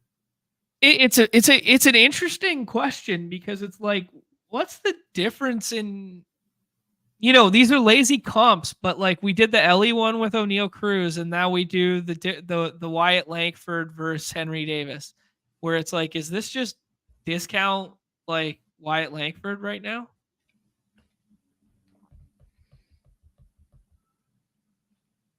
I mean, it's a worse team. It's a comparable park. I don't know if they're both going to hit third or fourth in that respective lineup on a given day. And I mean, Wyatt might not even start hitting third or fourth. Maybe he does out of necessity when Seager's missing the starting of the season. But like, I don't know. I think it's like not as crazy a comp as people think. It's not. I mean, you're going to get pushback on it because like Wyatt hasn't played in the majors yet, and we don't know like what he's going to be like. And I am very bullish on Langford, but I would just be so shocked if Henry Davis doesn't pan out because of everything that we've seen in college and the minor league numbers being just bonkers for him. And former 101, right? Mm-hmm. And you just watch him swing the stick, man. He just looks like he's trying to hit the fucking crush the ball. Now we'll see what happens when it's not spring training. Like I'm not baking the spring training. Like it's fun to watch him hit home runs, obviously, but like I'm not. Spring training isn't why I'm bullish on Henry Davis. I was going to be bullish on him regardless. Although hitting 100 and whatever plus mile per hour tank off of Corbin Burns doesn't hurt. Does not hurt your stock. No, it doesn't. Some would say it helps. There's a couple spots I want to talk through, Nez. Let's come up with a pitcher that we want to add to this staff and then talk about some other ones because I think there's a non-zero chance Colton Cowser makes the Baltimore lineup and nobody's drafting him right now. And he could be a really nice tack-on outfielder here for a really good team that nobody's talking about. There's that one. And then the Brian Bayo situation got better as he signed a long-term extension while they were in the DR this weekend, and Giolito now being announced that he's going to have season-ending surgery. So there's a rotation spot up for grabs with Boston as well that we can talk through. Who do we like to take here? I've seen Severino get some love. We could do the Scherzer thing, as I alluded to. I like the Scherzer over DeGrom for what it's worth. Taj Bradley, I think I do Ryan Pewitt. Bradley. Okay. Just be no fun and no scroll and just take a guy we like. I mean, at this point in pitching, man, these pitchers are like really, really gross. No, I could see some beauty in some of them. It's pretty nasty. All right. That was my 37th dinger, 38th dinger, 37th dinger. Nice. 3 perfect games, and then we got a whole bunch of slows still wrapping up. Yeah. Okay, let's talk about. We're almost at 2 hours here, so we'll shut it down in a half sec here. But let's talk. I wanted to see that bottom tier. Who were the guys I mentioned before? Colton Cowser as a potential. Scroll the F down at outfield. There, do you have any thought there? Do you think he can make the lineup with the hamstring issue to Cedric Mullins or anything like that? Yeah, I think so for sure. I just don't know how it happens because they just have so many bodies that they can put in that lineup that it could be like hit or miss. But ultimately, like when it matters most, he could be the everyday guy. I mean, they've got him, they've got Kerstad. Like they're just like loaded with bats that they can do something with. And I don't know what eventually happens. Like if Cedric Mullins just straight up doesn't perform, like if he does what he did last season, which was really, really, really not good. Could just lose his job. Yeah.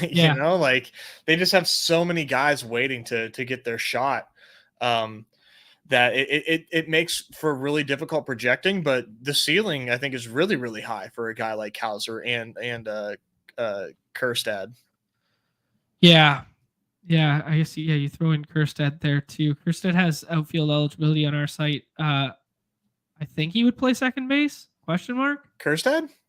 Yeah. I think he would DH or play outfield. Outfield? Okay. Oh, it's Westberg who would play second base. Yep. Yeah. Which is why they might not be in a hurry to give Jackson Holiday major league, service time either.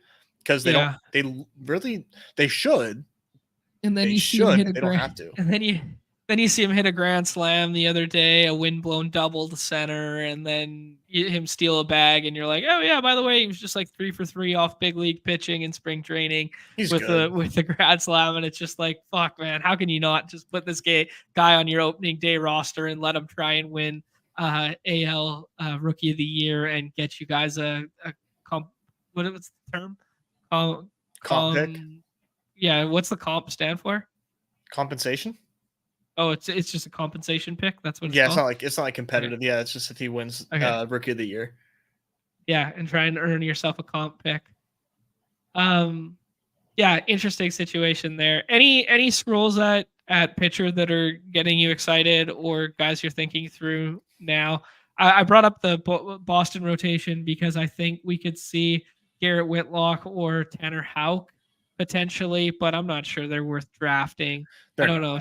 They were both sleepers in the past. Whitlock hit 97 the other night in the DR for that series they played down there. I watched a little bit of that. I don't know. They're just two guys we'd been excited about in the past, but they might be too thin for this.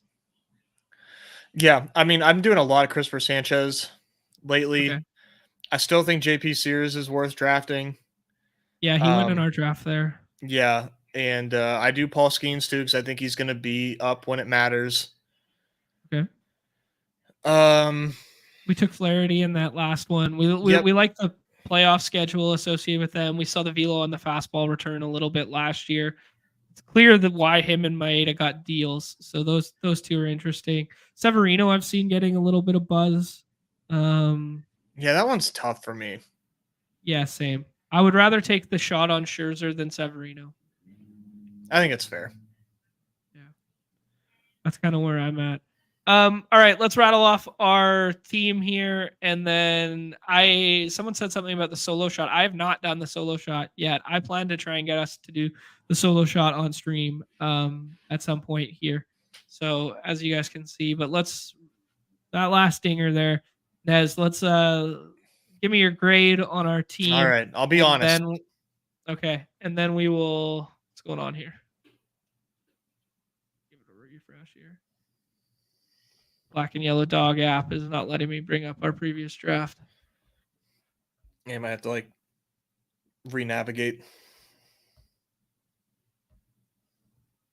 There we go. Okay. MLB. Dingers. Beautiful draft. We might just have to look at it from the completed window. Damn. Yeah, what's going on here? Okay, that's odd. All right. 776 build where we passed on 6th round Garrett Cole for CJ Abrams question mark? No, it wasn't was the Abrams. Okay, fine. It was the George Springer stack. Come on now. Don't I know. Okay. Give me a break.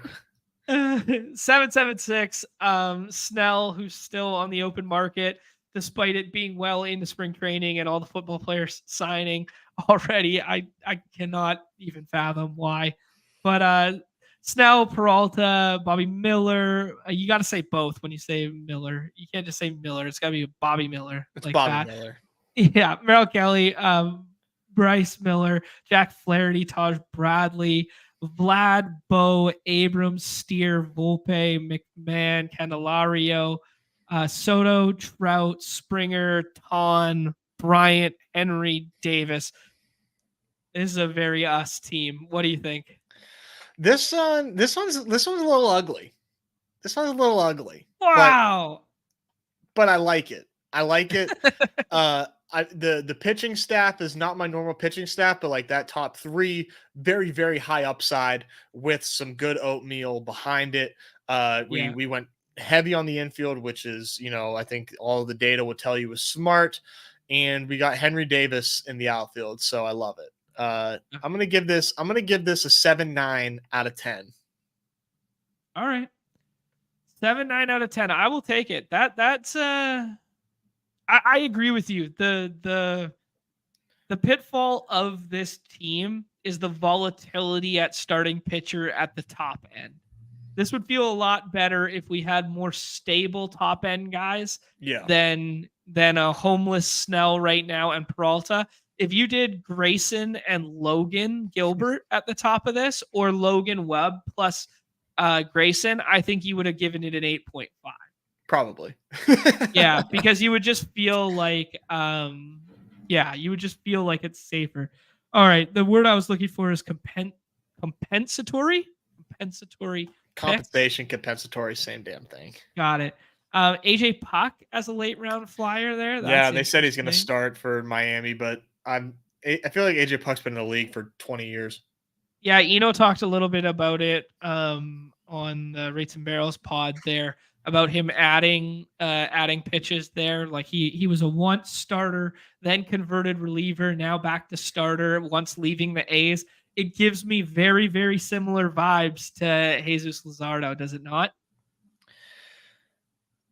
Yeah, I mean, I see it. Yeah, left-handed, power arm. Yeah, same story, coming over from Oakland, blah, blah, blah. Yeah. Kyler's saying Tanner Houck. I wonder why. Just like maybe between him and Garrett Whitlock there as one there. All right, cool. Let's sauce TK's team. They want us to sauce a team. Let's sauce TK's team because he said he likes it. And then let's get out of here. A 7.76 build for him as well.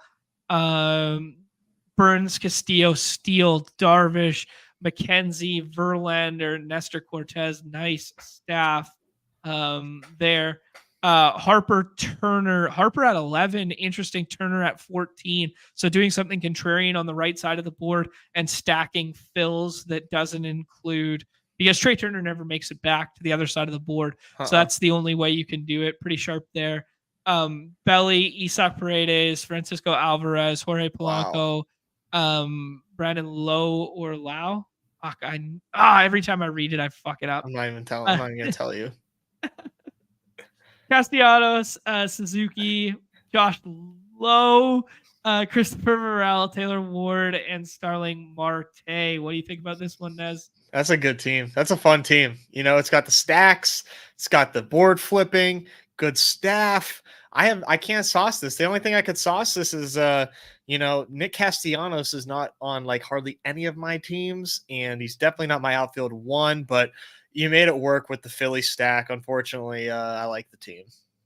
Yeah, I mean, it's a pretty fun way to stack up some spots by like pushing up some ADPs, and it's really nice. Like, you push up the ESOC ADP, which we're all fans of, and then you kind of get your Tampa stack with based off of a fall of Josh Lowe. Like, you know what I mean? And then Belly, you kind of take at ADP, push up Morel to take it with him. You get a cheeky Mets back stack that was like low key discounted, but this is the look of a guy who has done a lot of drafts. Yes. And he knows how the boards are going to fall and how you can make a contrarian lineup that, on the paper, like on the surface, does this look like better than our team at the infield and outfield position? Absolutely not. But does it make a ton of sense? Absolutely. Like, this is a really sharply built team. Yeah, I can't really say too many negative things about this. I mean, that's a fun way to stack. Yeah, that's a really fun way to stack. Like, I would rather have Soto, Trout, Vlad, Bo, and Springer as like that core five to start, comparative to like Harper, Turner, Castellanos. But is the thesis the same in a much more contrarian fashion and built super intelligently? Absolutely. So mad respect for that team for sure. Yeah, for sure. All right. Yeah, that wasn't really a sauce. Yeah. No, sorry, guys. I was like, you guys aren't very good at saucing. I was like, nah, we kind of really fucking liked what he did there. And I'm low key probably going to try something similar at one point. Yeah, come on. That's like John's wet dream, man. Like flipping the board in a best ball draft. Like, you think we can't sauce that? And flipping the board with a guy who was going to be a first round pick last year in Trey Turner, right? It's like nothing can say that Trey Turner can't outscore Bobby Witt Jr. this year. Yeah, 100%. Oh, sorry, I'm dying over here with this cough. It's back. All right, that's the end of today's show. Nez and I, or at least Nez for sure, I will try my best, are going to be hijacking Stacking Dingers tomorrow. So keep an eye out for that one. Jay Baconator is going to be joining us for that. Very interesting past that he has working for actual MLB teams. So that's super cool. I'm gonna die again. Hold on, what's that? Yeah, I'm gonna do I'll be doing a hoops rank show tomorrow morning as well for the membies. So if you're not a member, hit that join button. If you need a link, I can shoot you a link as well. Just hit me up on Twitter. All right, so 2 shows tomorrow. One Stacking Dingers, one is members only. Off and on the clock Wednesday, we'll be talking about all of this crazy NFL free agency stuff.